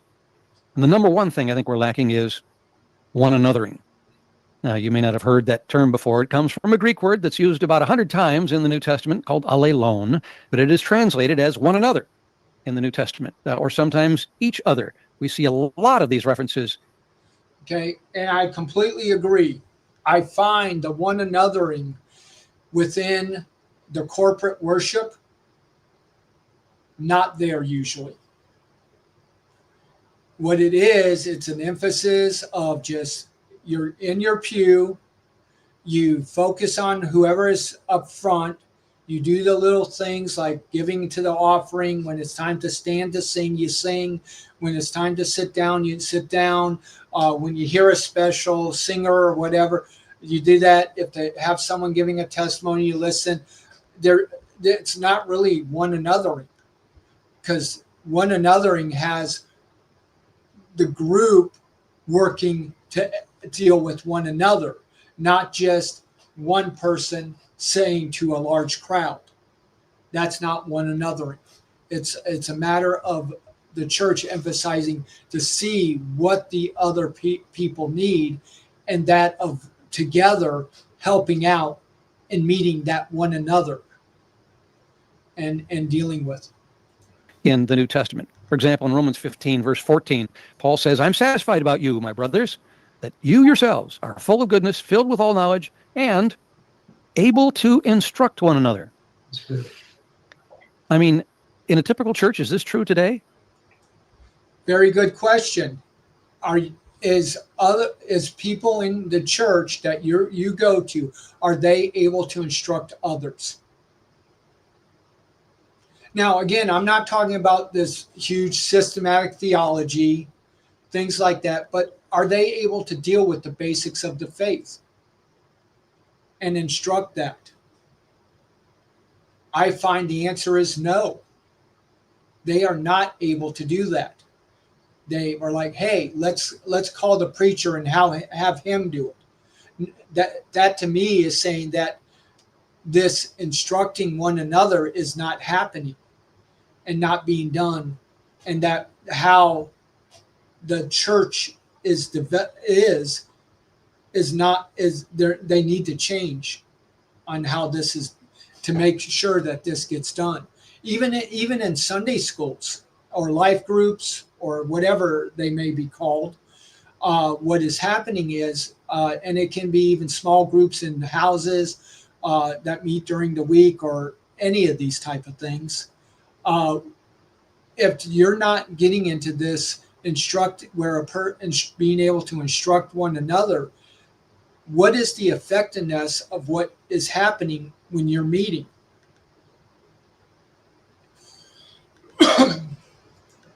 That everybody is full of goodness and filled with all knowledge and able to instruct. And if they are able to instruct, why aren't we allowing them to do that? I just toss that out for something to think about. 1 Thessalonians 5:11, Paul says at the end of this epistle to the Christians at Thessalonica, he says, therefore, encourage one another and build one another up, just as you are doing. So Paul even knew that they're already involved in encouraging one another and building one another up, probably in their speaking duties happening during their assemblies, and that they just needed to keep on doing what they're doing. I was again, another church was at. They had above the doors going into the sanctuary. Please be quiet while entering sanctuary. So basically, they set out the thing, and it's like, everyone be quiet. They made it into like a mortuary, and that no one can talk. You're not allowed to talk with one another. You have to be quiet. You can't be interrupting. People may be focusing on just prepping or whatever, meditating, and you can disturb that, but you can't have talking and stuff. See, to me, that is a big problem, because part of the gathering together is so that we can, as it says, encourage one another and build one another up. But this church basically was saying, we're not doing that. When you come into this space that we're deeming as holy, and kind of overdoing it and stuff. And of course, the whole word sanctuary is more for temple than it is for your gathering place. And in doing that, you're making it into something it's not. And so now you're expecting things that should not be happening. And that's part of the problem of this. Encouraging and building up one another. Here's a verse from Colossians 3:16, which you may be familiar with, where Paul says, "Let the word of Christ dwell in you richly, teaching and admonishing one another in all wisdom." And the rest of the verse goes on to speaking to one another in psalms, hymns, and spiritual songs. It's talking about our singing as well. But the focus here is on one another. Okay, and even in this one, it adds a new one with wisdom, which probably was mentioned in all. But wisdom is that of having not just the understanding, but the know-how of using that understanding when you're dealing with situations. It's basically like what Jude 1, 23 and 24, or 22 and 23, somewhere in there, where it says, "And some have compassion, making the difference, and others save with fear, hating the garments which stain," and in dealing with that. And so you have different ways of how you would need to approach. And what happens is you can have understanding, but if you don't have the wisdom to use it and to see which way you need to present, can become a detriment because you're doing it the wrong way. And so again, wisdom is also needed to be taught within the church. Teaching one another, admonishing one another in all wisdom as we sing songs to one another. One anothering is just throughout the New Testament, talking about our interactions with one another frequently in assembly. This verse in Hebrews 10, which is often used to shame people for not going to church, well, let's look at what it really says. And here's what it really says. It says, "Let us consider how to stir up one another to love and good works." That's what we should be doing, not neglecting to meet together, as is the habit of some, but encouraging one another. So yeah, the reason that why you want to be meeting together and not neglecting to meet together is because that is the time when we have with one another to stir up one another, to be more loving, and to do more good things for our people and our family and our community. And what we should be doing when we get together is encouraging one another all the more. Okay, and the thing that I've talked with a lot of people, now again, there are those that just won't come, will not be a part of, and that's other issues, sin issues and things like that. But the reality is I've talked to many people also, and they say, the reason why I don't go to church is I don't get anything out of it. There's nothing there for me. And of course, people are going to say, well, you're not just to look for yourself. You're supposed to look to help others. Well, they don't allow me to do that either. So that's what is basically saying is church does not allow for these type of things to take place.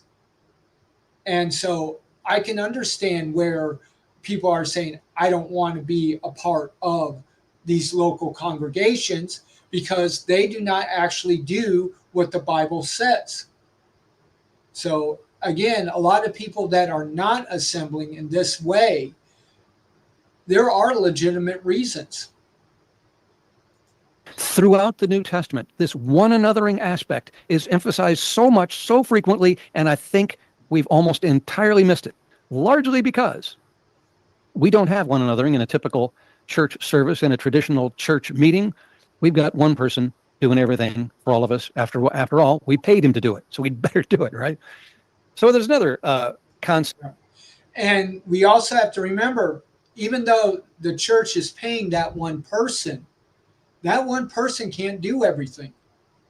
And yet they're expecting them to do all these things, but there's a lot of things he cannot do.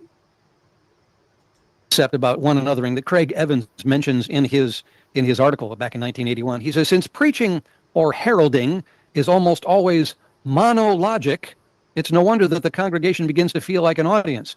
Monologue, one-way communication, can be detrimental for edifying and equipping the saints for the work of ministry. So he sees this unique aspect. One anothering is dialogic. It's dialogue of people talking with each other to build one another up. Monologue, or sermons or preaching, is monologic. It's one way, one guy blasting away and hoping that it hits somebody somewhere in a good fashion. And it's the word I use, a lecture. Lecture doesn't really have it has a kind of a bad tone to it anyways, and in dealing with, what was it? One of the things in school, when going to Christian school and all, we would sing the song, we're going to the chapel and we're gonna get a lecture. Going to the chapel and we're gonna get a lecture. And of course, it's all in bad thing and all, because again, it's just, this one to the other, and you're being forced to listen to, and who knows if it's any good or not.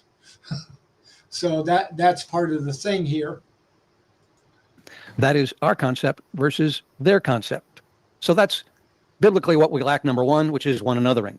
Number two, I think we're lacking multiple perspectives when we do things the way we're doing them, by having just one person doing all the talking in these big gatherings. Let me explain here. In 1 Corinthians 14, which is again the longest and most detailed passage in the entire Bible that deals specifically with what Christians should be doing in their assemblies, Paul there says, when you come together, again, the context here is exactly what we're talking about. When you come together, each one has a hymn, a lesson, a revelation, a tongue, or interpretation. And the rest of that verse is, let all things be done for edification. But it's interesting. He indicates that each one's got something. They may have a hymn, somebody may have a lesson, somebody have any of these other things. And if you go on elsewhere in this chapter, in verses 29 and 31, Paul says, let 2 or 3 prophets speak, and let the others weigh what is said. For you can all prophesy one by one, so that all may learn and all be encouraged.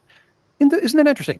Paul wants 2 or 3 prophets. He doesn't want one guy getting up and dominating the whole thing. And then everybody else has a role in weighing what is said. And then you can all prophesy one by one, in case you've got 5 or 6 prophets who want to speak. I think he's making a real good point on this. Because again, you have 2 or 3 prophets. So again, one gets up, he speaks. But then the others weigh what he says. So they're evaluating, they're looking and dealing with, is this prophecy legitimate? Is this prophecy or not always the accurate, but what is the actual interpretation as to dealing with? Because I think a lot of times what happens is these people with the gift of prophecy, they don't really give the prophecy. They just give their interpretation. And the problem is what they need to be doing is just giving the prophecy. And in doing that, allowing the congregation to say, what is in that of coming together, working it out, and weighing, as it says, what is that interpretation? not just accepting what the person is saying as to what the interpretation they think it is, because they may be wrong in the interpretation. This was the same thing as what happened with Paul, where the one guy came in, bound his hands and said, you go to Jerusalem, you will be bound, in other words, in prison, and you will be dragged off to Rome. And so all the people are trying to say, don't, Paul, don't go, Paul, don't go. But they didn't receive the whole prophecy, because Paul, before he even came to Ephesus, was given the thing that he had to go. And so in dealing with that, he basically, because they would not listen, he's like saying, okay, you are causing my heart to break by you constantly saying this.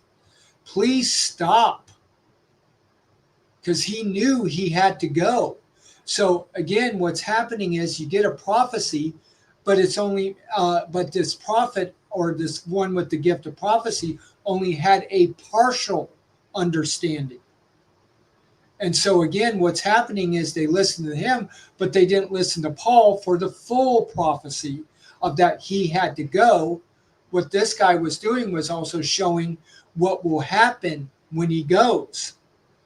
So his prophecy was not wrong.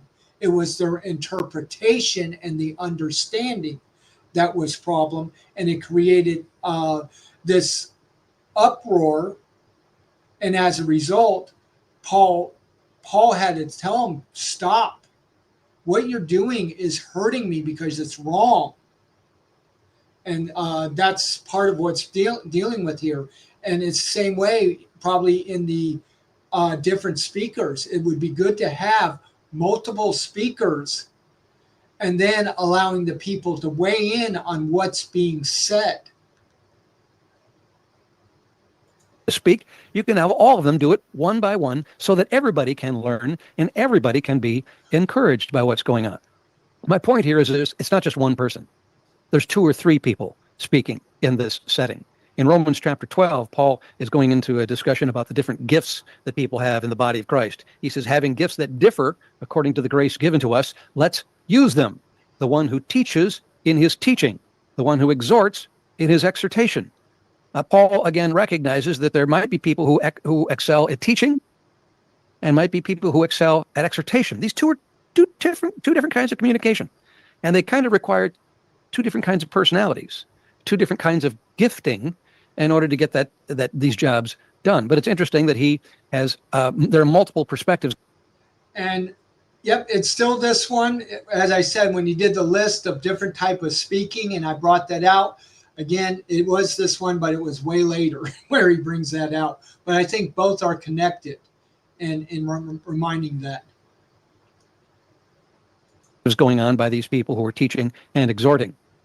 1 Peter 4 is also another one of these passages that talks about the different kinds of gifts in the body.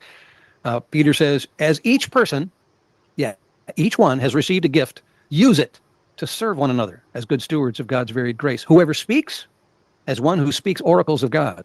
Whoever serves, as one who serves by the strength that God supplies. Everybody's got a gift. And I kind of get the impression here with Peter. He says that that people have perhaps 1 or 2 kinds of gifts. Your gift might be in the speaking realm, whether that's rebuking or exhorting or teaching, whatever those different kinds of communications are, or your gifting may be in the role of serving. All this kind of fits really well with a first century church context of people meeting in homes. Now think about that. They're gathered around in a living room, much like you are here today, but there's almost always going to be food involved. And so there's some hospitality involved, some serving of the guests going on, whether it's the preparation of food or in whatever way of preparing the room and the whole thing for everybody's comfort and safety. So there are people who excel at. Okay. And this does not negate the ones who teach can't be a part of it. They just may not be the ones that can truly organize something like that. When I taught, even with Sunday school, the people wanted to do some other things, like sometimes gather together as a Sunday school group, maybe have a picnic, go do something. And I basically told them, I said, look, I'm not good at this this area. It's not my focus. Someone in the group will have to organize that. And so one of the ones that were more service oriented took up the mantle, and they would let me know, and and again, I give the announcement and things like that. Of course, they would go ahead and share some other things, but they aren't needing to go ahead and deal with all this. Because again, we as a Sunday school class, we were tight knit. So we were used to talking with one another, but they didn't have to deal with I can just at least set up the organization of the class and say, okay, we're going to be dealing with this. And then the one in charge, I hand it over. They say what's going on, things like that. We had another one that was more where they focused in on the prayer request. And so what happened is they would start at the beginning of the class, have a piece of paper, hand it around. You'd write down your prayer request. And then while we're doing what they would also, they get it, and then they would go to the copier, make the copies, and then give each one. And then we would then also either have a group prayer or one person pray or something like that, depending on what we decided to do that day. So again, this idea of now for me being the one who was teaching, I didn't have time to do that. So you had to have someone else. So that's where all of these things work together for one another. And it's a wonderful thing. We had a gentleman because of the class and all, he realized he needed to do some more service.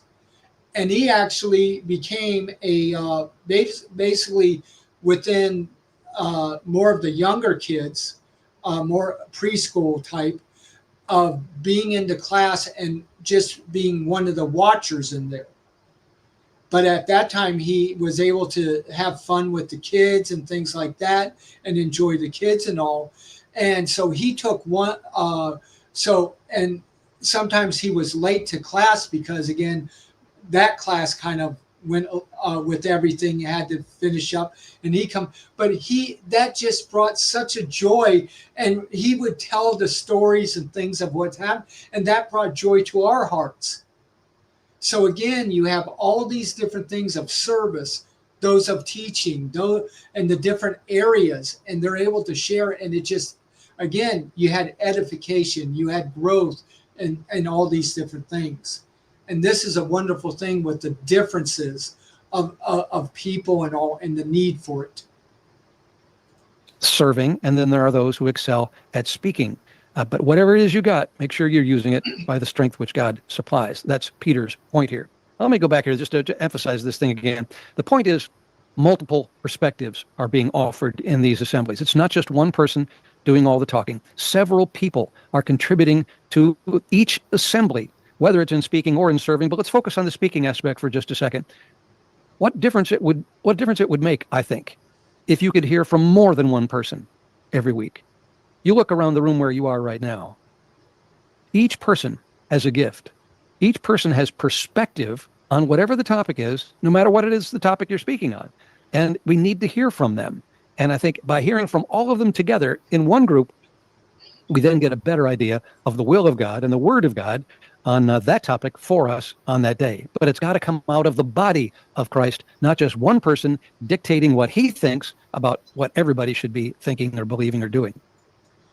And I can agree with that also. I think one of the problems with that also is in many churches, it's a matter of, instead of a congregation, you work on stuff. What will happen is after the sermon, a lot of people will wait until everyone does their little greeting of the pastor while they're going out type thing and doing that. But then they would kind of pull the pastor aside and say, hey, I don't know about, and that's when they do that. And yet here he may have other things he has to do and stuff, but now he's being, instead of, and the reality also is that then it's just between the one individual and the pastor or the speaker. There's not a group that this is dealing with. I had the privilege when I went to seminary, but not as in seminary, but in between the semesters.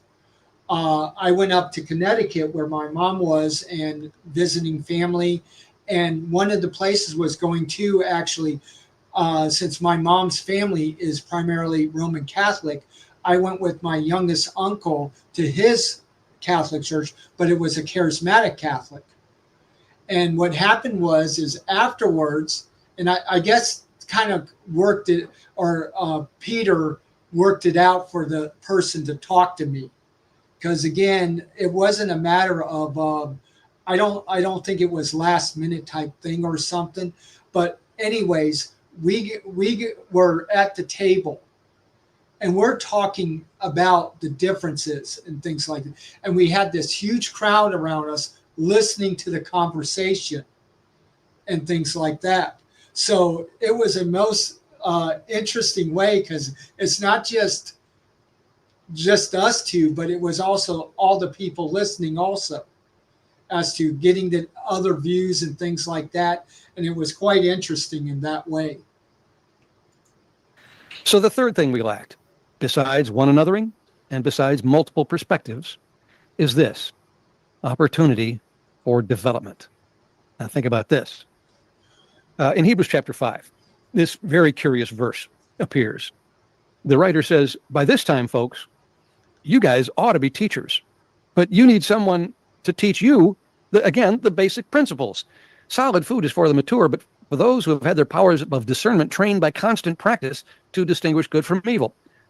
So the point here is the writer sees being able to teach as a natural evolutionary process in the growth of most Christians. Now, some people will never have the gift of teaching. I get that. That's okay. Nobody needs to feel less of themselves because of that.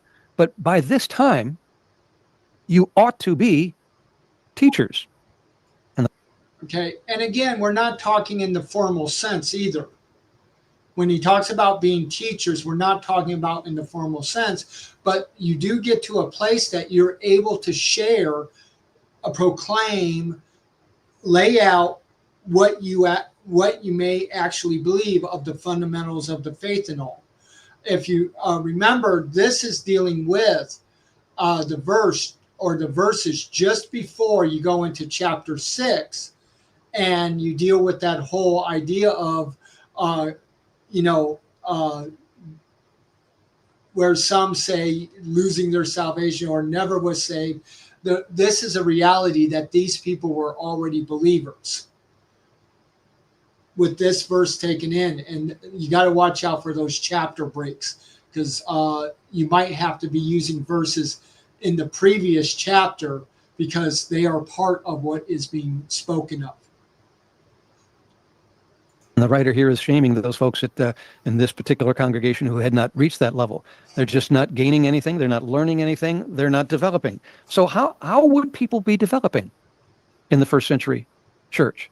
I tend to think that if all of us sit in a large sanctuary and listen to one person talk every week, and then we all go home, I don't think, that's my personal opinion, that that's a great way for people to develop and get better. Who's going to actually be developing into becoming teachers by sitting there and listening every week? I actually have been to congregations where I've seen people who have been there for 50 years, and they're still not teaching anybody anything. Something's... Yeah, and I think that's a good point. How are we moving people to be a teacher? And again, remember, a lot of your ladies, especially in the old, because of family, what are both parents, but again, a lot of the moms, but even the dads should be, they're teaching their kids. So again, they have to be able to teach the Bible to them. And how many parents can really do that, or do they just expect the church to teach them? So even in like that setting, you have a teaching that's taking place. You're talking with a neighbor. Are you able to teach them about the things of the word, or do you not know anything at all? this is what I'm talking about. I'm not talking about the formalization, a large crowd even, or something. It could just be talking to a neighbor, dealing with your kids, talking to your spouse, talking with your best friend, meeting, even that of meeting a stranger on the while doing stuff, and you get talking, and they ask, and you find out, and they ask you a question about that deals with the Bible or something, because of something said. I go to church here and there, and they ask you the question. Are you able to go in a teaching moment of doing that? This would be like what he says, be instant. The Keruso, be instant in season and out of season type idea. What's wrong with what we're doing if we cannot be developing people through what we're doing? In 2 Timothy 2:2, Paul says to Timothy, what you have heard from me in the presence of many witnesses, entrust to faithful men who will be able to teach others also. Paul has this process in mind of how we develop a continuing, nonstop generation of new teachers being developed. Okay, and it's this one here that has influenced, this verse here has influenced my way of doing ministry tremendously. I focus on those that are faithful in my sphere. Again, I can't reach everybody. There's people that don't like my style, how I do things, stuff like that. I will not be able to reach them. But what I can do is those that I can reach, I help to grow. I show these things, different things like that. Then those may be able to reach the ones that I can't reach. And by training and equipping those to do the work of the ministry and to be able to teach and things like that, they are then able to reach those that I cannot. And then it just keeps, and again, things may shift and all, others may go, new ones come in, they may like me, they may not. I focus on those that are faithful in my sphere, help and equip them. And then what then happens is I go ahead in and I allow the others, because of that, they may have a friendship with the ones I can't reach. And as a result, they're able to teach them.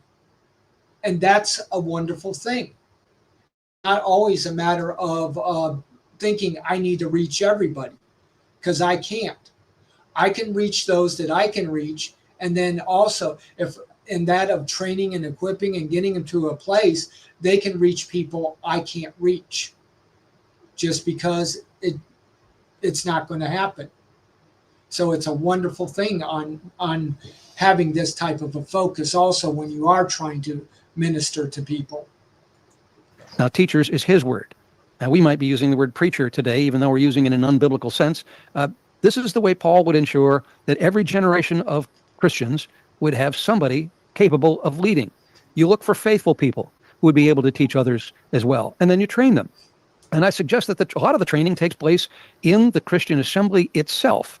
If you give many people the opportunity to speak, many people the opportunity to express what's on their mind, the questions that they have, the different points of view that they have, that it's through that process that each person develops, gets better, becomes more mature, more spiritual, and more wise. In that setting, if somebody does that for the next 20 years of their life, I think they're going to develop in somebody, yes, who would be able to be a teacher of other people. And I would agree with that, because what has happened is like I've put myself under those in areas that I am weak in. And in doing that, they have taught me areas to strengthen up, and then also ways to do it that is more proper and more effective and things like that. And even so, that there is a lot of truth to what he says there. So a question I have is how in the world are modern churches training and producing a constant supply of pastoral leaders? In most churches I've ever been associated with over the last 50 years as an adult. Okay, and I would even go further. Instead of just saying pastoral leaders, how about leaders, solid Christian leaders It doesn't have to always be pastoral. It could be solid Christian leaders. How do you develop further teachers? How do you develop further servants? It's all these different areas. I know that the primary area now is dealing with those that are speaking, but it can go even further than just the speaking. And then, as he's saying, focusing on the pastoral leaders, because again, dealing with this, the topic of why they didn't preach sermons in the early church.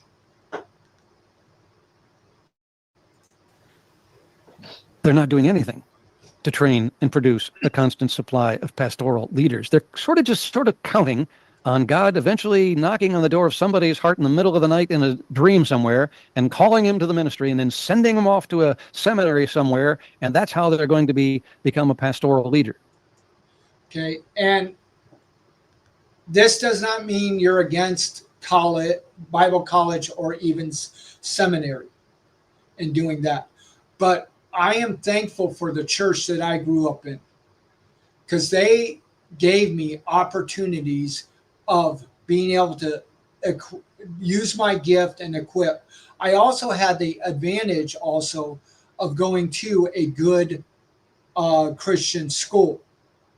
In fact, two, from 4th through 6th grade, and then also 7th through 12th. And in doing that, because of my development and all, it further equipped and all in a lot of areas.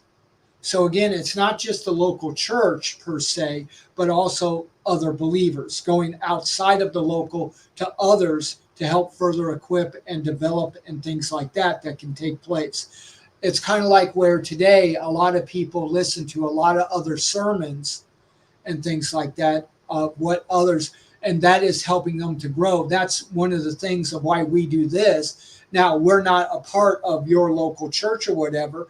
In fact, we're not really affiliated with any church per se. But the thing is we're able now as a group to bring forth and share. And of course, we basically are aligned with those that hold to, as said, a dispensational free grace perspective in dealing with that. So in doing that, it's not just us. You can also deal with other free grace people, other dispensational, and how there is this huge area of dealing with. Why is it a church itself can't be doing that? Don't they know enough? Aren't they good enough? Aren't they smart enough? Aren't they wise enough? And if they're not, why aren't they? Okay, and need to remember also, the local church was not by itself. That local assembly that met on Sunday, usually in the house church, was not by themselves. They were dealing with a full city church. So again, it would have multiple elders, because again, you would probably have an elder in each one, and then if one got sick, another one, someone either could step up and teach, or you could have a special or some person who is a traveling traveling and doing. They could take the place, things like that, and for that and doing these type of things, just like what happens sometimes with today and stuff. So, but then when you may not have someone within that particular congregation, but you have others in other congregations, and they can come and they can be teaching and doing that. And it doesn't have to be one of the elders. It could be someone in the congregation that has been able to now teach these things and come in and teach and help, and they deal with in growing and taking the time in the area that maybe that church does not have at that time. So again, we got to remember, it wasn't a local congregation by themselves, but it was a whole church, the whole city church, and they would be utilizing each other in areas maybe their local congregation was weak in, to come in and help do that. Now, a beginning church may not have all of that, because again, they would have as a congregation, they may still be small, but then as it did, it would grow and grow, and then they would split and things like that. It'd be more like what, if you know about cell groups, it'd be something like that in a lot of ways. What has been going wrong with our churches so that we aren't developing people like this on a regular basis? Yet we have to send them outside the church in order to become a pastoral leader? Now, I understand the whole idea of seminaries. I spent 9 years of my life in seminary. So I love seminary. I love and be there the rest of my life. I just love it. But something's missing when we have people out in order for them to get any better. So what we lack, I think, are these three things, and perhaps a whole lot more. One anothering, seeing multiple perspectives to have opportunity for development. One illustration comes to my mind here. Back in the 70s, when I was first involved in preaching, I said the word preach. You see that? Back when I was, and that's what they called it. And as he was joking earlier, oh no, he's going to go to hell because he said the word preach. Again, going back to what his little joke was and all, because there are those that will say that. And no, we're not against the word preach per se. It's just, if you're going to use it, it needs to be more within what the actual Bible meaning is. I ran across a book called Disciple, and I believe that book was by Juan Carlos Ortiz. As I recall, he was a well-known speaker for churches in Argentina, I think. Yes. And he made some of you, have you heard of him? Yes. Yeah, great. Some great stuff there. But what I remember out of his book was he said the pastor becomes a cork, like a cork in a bottle. And everybody inside the bottle can never grow any higher than what that pastor has done, because he's the only person who is allowed to speak, the only person who does the speaking, and thus nobody grows any higher or any more wise than that guy. And that has actually been around for a while, that story. And that idea of you only go as high as the pastor, because again, he's the main person. And the problem is you go beyond what the pastor is, you're now needing to find something else. And a lot of the other problem is especially when you're in a single pastor church, a lot of times congregational, to have someone go beyond becomes a threat to that pastor, or can be, because what happens is people are seeing this person who's better, and they may like the person and other stuff, and they're thinking maybe get him instead of who we have now. And the problem is that person is not even looking at taking the pastor's job, but what is happening is that it becomes this threat, and it causes division and problems within the body as a result of someone maybe being gifted in areas that this person is not, who is. And that's part of the problem of the whole single pastor, because in scripture it talks about eldership. So yes, he may not want that position of being the weekly preacher and how the structure of what it is and all, but they could still make him, and not looking at making him an elder of the church. And he might say, yes, I can do that because I'm already doing this, and we need you in this area. And in doing that, and so again, I do hold to more of an eldership within the church rather than a single pastor. Hello, Big Stack. Glad to have you here. He's the master. Everybody else is his disciple. But if you have multiple perspectives, if you have one anothering taking place in the assembly, you have enormous opportunity for development, so that there's no cork that's preventing them from growing, except the cork of all the people who are doing the teaching and not just one person.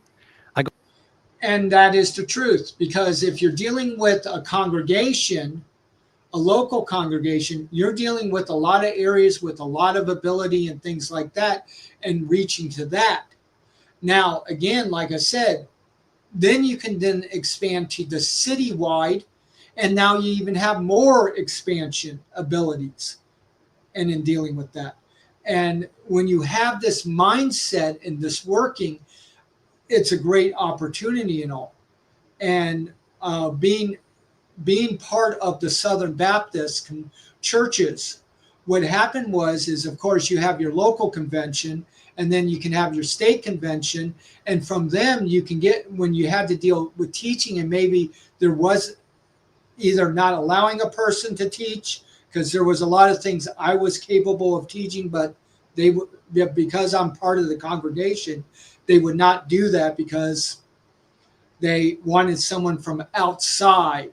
Because again, because of the mentality is, if you bring someone from the denomination, they have authority. And I think that's a wrong idea and stuff. So you bring someone from the outside, and the question is will they really be able to teach and all on this or not? Because we were dealing with a subject, the guy came in completely wrong in what he taught. And I confronted him afterwards, and the thing is the whole thing, what he was teaching was completely wrong, because he was actually teaching deacons how to be deacons, yet he was dealing with the verses on that of an elder. And so he completely messed up on teaching the deacons of what it means to be a deacon.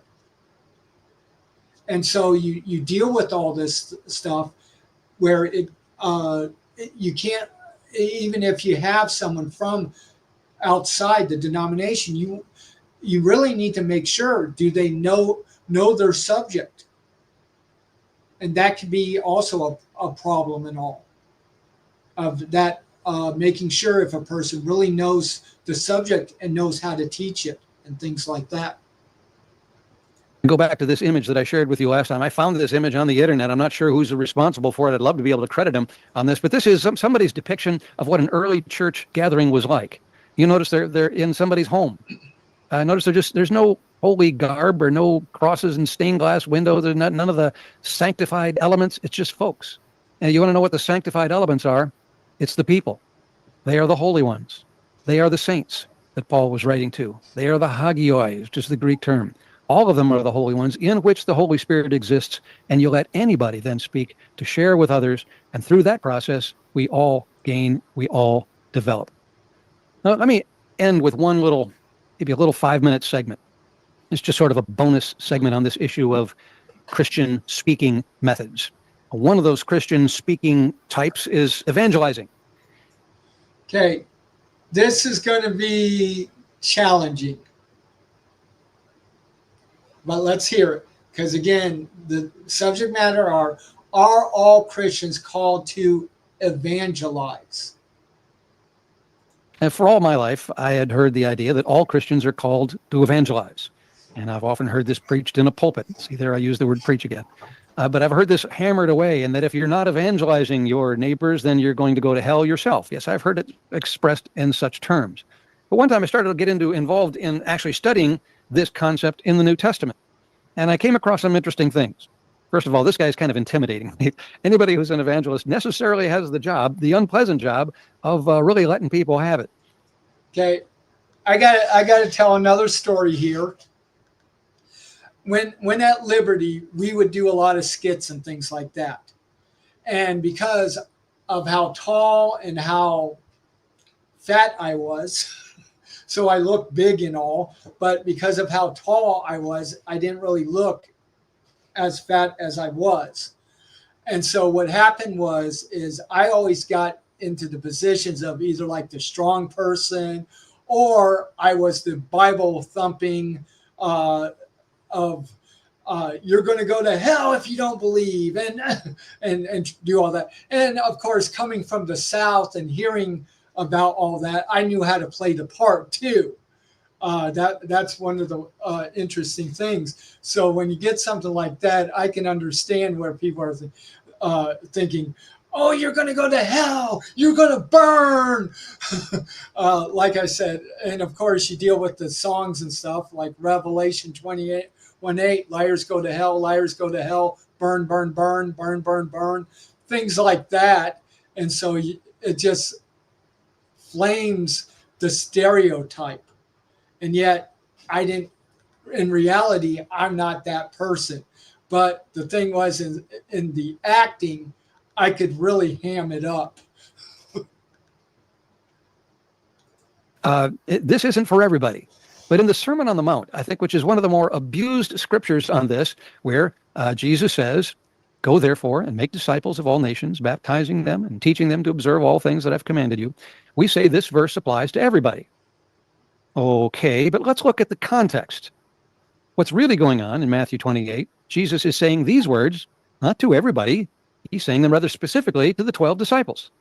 And again, these are 12 disciples that he personally handpicked, not just random, just grabbing 12 people anywhere, handpicked. And then he had them walk with him wherever he went for 3 years, listening to every word he said. And they had opportunities to ask questions and get answers and be rebuked in that whole process. Through that training process, and now that Jesus has been raised from the dead, he now can say to these people, "Now, therefore, you guys go and make disciples of all nations." Because this job of being an evangelist is a tough one. And not everybody's cut out for this. It's a Okay. And again, I think what he's doing is there's a difference between that of the gift or someone who's more dealing with the position of evangelist, because even elders are called to do the work of evangelists. They may not be an evangelist, but they have to do the work. And in dealing with that, but that, I think that goes a little too far in what he's dealing with, than sometimes just the simple aspect of being able to share the gospel. Now, I'm not saying this idea always, you got to share it with everyone and all the time, and otherwise you won't be doing anything else that God has called you or that you need to do. So there is a reality to all this, but the question is if the opportunity arises, are you able to share the gospel? That would be I would say is the more better question than to get into the thing of thinking as the gift of evangelism, as in Ephesians 4, that now not only that is doing this work of and as part of the church to bring the lost and save and into the church, but their job also is to equip the saints to be able to do that.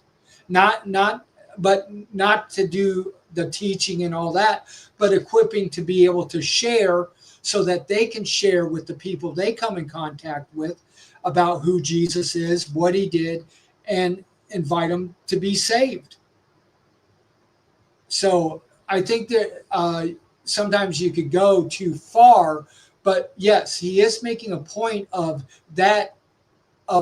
For 3 years, the disciples were with Jesus learning. You look at in Acts, the interesting thing is from basically Acts 1 to Acts 6, you're dealing with a 3-year time period. And in dealing with that, you're dealing with the apostles equipping up people. Now we have the problem of the Greek or the Gentile widows who were not being given the food.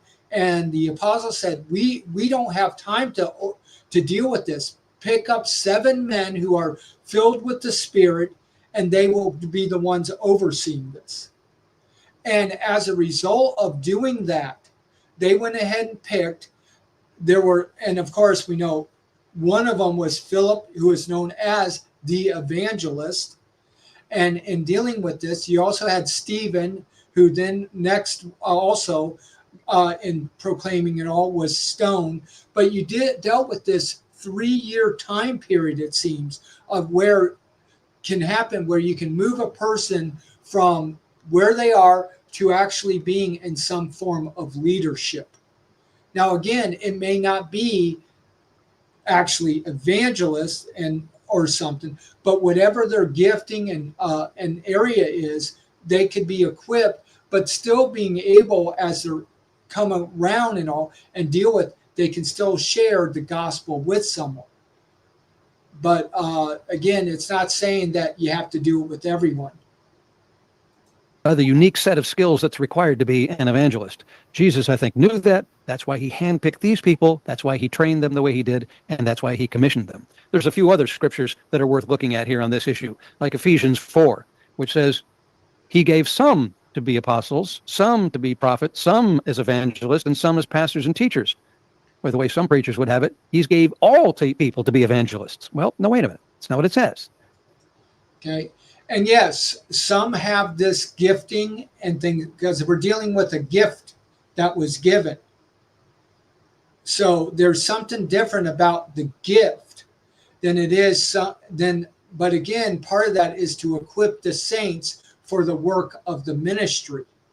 So again, that of being able to share the gospel would be part of the work of the ministry. They may not be an evangelist, but they still can share. But the thing is on this, we need to, as I said, we need to remember it does take that of spending some time and actually training people in this area. We can't just be doing the one thing on a Sunday morning and then say, you all should be sharing the gospel. And you got these people going, we still don't understand what you're talking about. Because one sermon won't do this. It will take time. One of the things is one of the guys in our church was primarily an evangelist. And in doing that, his emphasis is wanting to teach people how to share their faith. And so on Sunday evenings, the church actually had training classes. And so he went ahead and he was teaching on evangelism. Well, he asked me to be a part of the class because he knew I could still teach on evangelism. I can do all these things because of my pastoral realm, but I was not and I did not have the gift of the evangelist. But I again, as taking the pastoral role or elder role and things like that, I still did the work of evangelist. So in that of equipping, teaching, developing, things like that. And we would spend a 10-week course of dealing with that. And then as a result, he had to leave due to losing his job, getting another job in another area. And so he had to move and all. And that then turned it out where I took over the class. And so I think I did it 2 more times of having the evangelism class of teaching and developing and working with to help equip people and in dealing with. Now, I will admit the course that he did and I kind of was given over, or I had to do, was the way of the master. Here's the thing, I changed it up. And when they were doing their lordship and perseverance of the saints thing and things like that, I called it out and I said red flag there, and I went ahead and I showed scripture differently. So again, that's part of the teacher in me. But yet at the same time, I was able to deal with the evangelism part because of the things I've learned from evangelists. But one of the problems is the gentleman that was an evangelist. He was so focused on evangelism, he thinks everyone this, that, the other thing, and he didn't. And I had to help him learn that of the different gifting. And so what we're not focused on everyone becoming an evangelist. We're focusing on training and developing for people to actually be able to share the gospel. Now, part of the problem with Way of the Master was it never gave the gospel.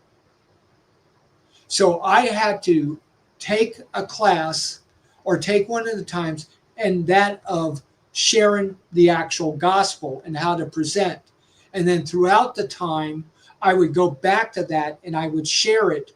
But the Way of the Master was more of a pre-evangelism of how to get to the place of sharing the gospel.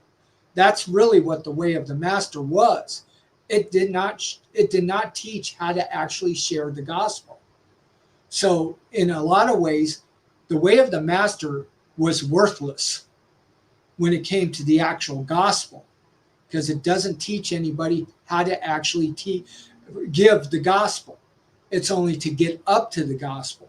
And they had some, and I will admit, they had some good ways of doing this. But the reality is, if you had the opportunity, it never taught that. And that is a problem. Paul says here, some have this role. Some have the job of being an apostle or a pastor and a teacher. I think it's the next verse I have here on the screen, 1 Corinthians 12, where Paul says there, God has arranged the parts of the body just as he desired. If they were all one part, where would the body be? All are not apostles, are they? All are not prophets, are they? All are not teachers, are they? So Paul teaches, as Peter does as well, and I think Jesus essentially is getting this point across as well, that different people have different giftings. And we need to lay off the idea that everybody needs to be evangelizing or else they're going to go to hell. Yeah, and I guess he's around the groups that were always saying you're going to go to hell if you don't do these things. Of course, being around more eternal security, free grace, things like that, we didn't have that.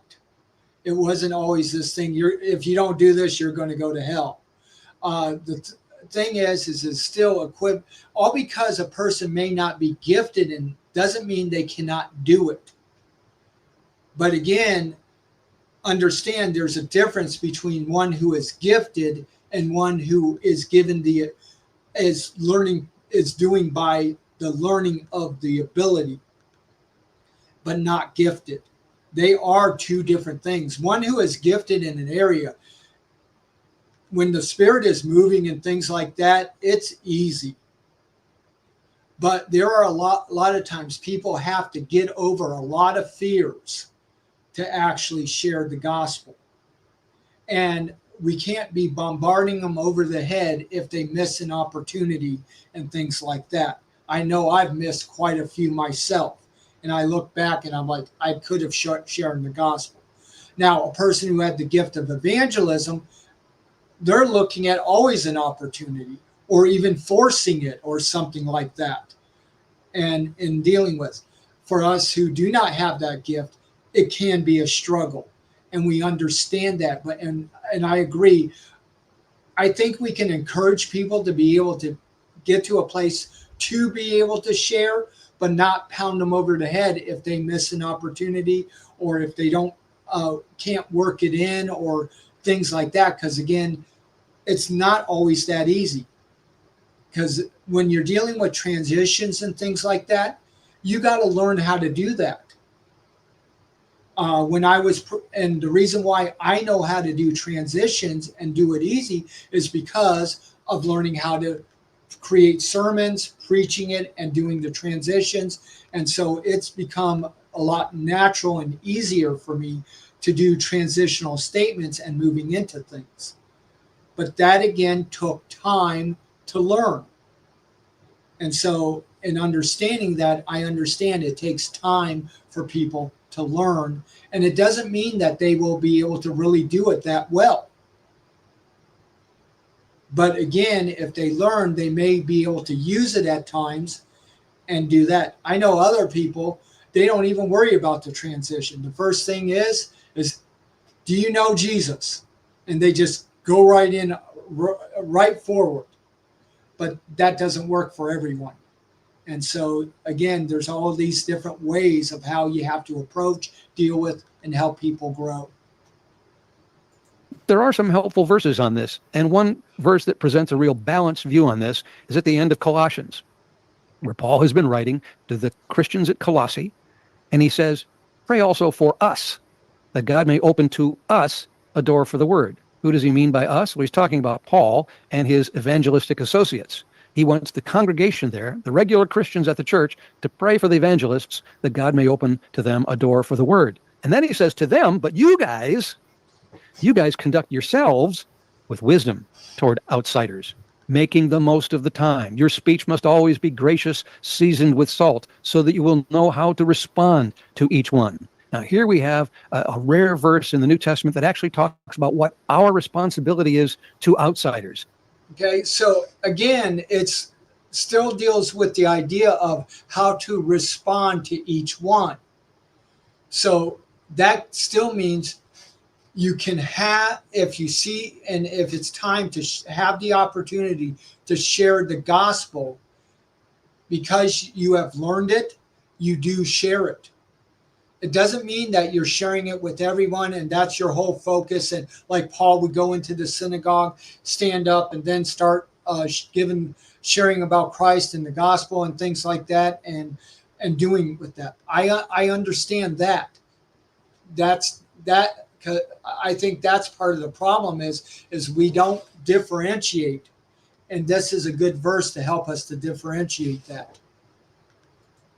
And we're to conduct ourselves wisely toward outsiders. Make the most of the time. Yes, we want to try to be working toward their bringing them into the fold of the body of Christ, but we do so by our speech being gracious, seasoned with salt, so that you will know how to respond to each one. It's interesting he uses the word respond, as if our position is more of a defensive role and not an offensive role where we're preaching at them. No, we're actually responding to the questions they have once they've realized that our lives are different and are changed. I think that's helpful as we consider our role in the church. So let's summarize our biblical evidence. Teaching and exhorting are the most common types of assembly speaking in the New Testament, and the common purpose for assembly speaking throughout the New Testament is clearly edifying one another and strengthening one another. There were always opportunities for several people to participate in the speaking functions in these early gatherings. I just wonder, are our gatherings the same?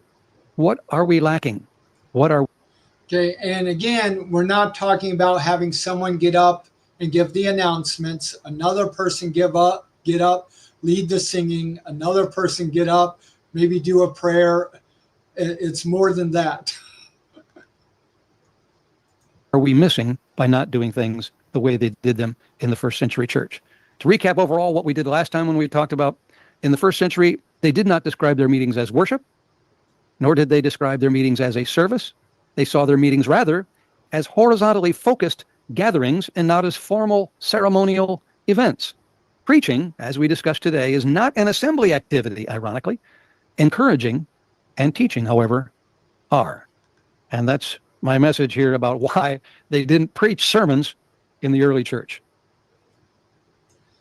Okay, so we have in this meeting. Again, they said they represented the entire elders. I believe that's 10 of them. Okay. Either 9 or 10. Okay, so here we are. We've come to the end of this one. I do want to let everyone know about a couple things. The good thing is you get a break from me. I'm back to just my normal 2, my Monday night and my Thursday night. I'm not going to be doing this constant with like the Clem and all. That again was more to help out Charles and dealing with that. Again, it will give you a break from me, which I think it can be a very good thing. Secondly, just a reminder, tomorrow there will be the debate dealing with Bob Wilkins and Steve Gregg on SFT's channel. Now, this starts like at, I believe it's going to be like 7 Eastern, 6 Central, something like that. And then at 10 o'clock, Charles has it set up to do an after show. And again, 10 o'clock would be Eastern, so it's still 11 or however it is. Then also on Saturday, Charles will be doing his the debate with Scott Clem on premillennialism versus amillennialism. There will also be a after show there, but the ones who will be doing that will be PB and I. We'll be the ones leading up that after show.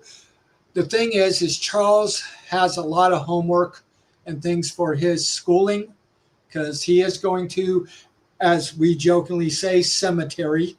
and with all the learning and stuff that comes with it.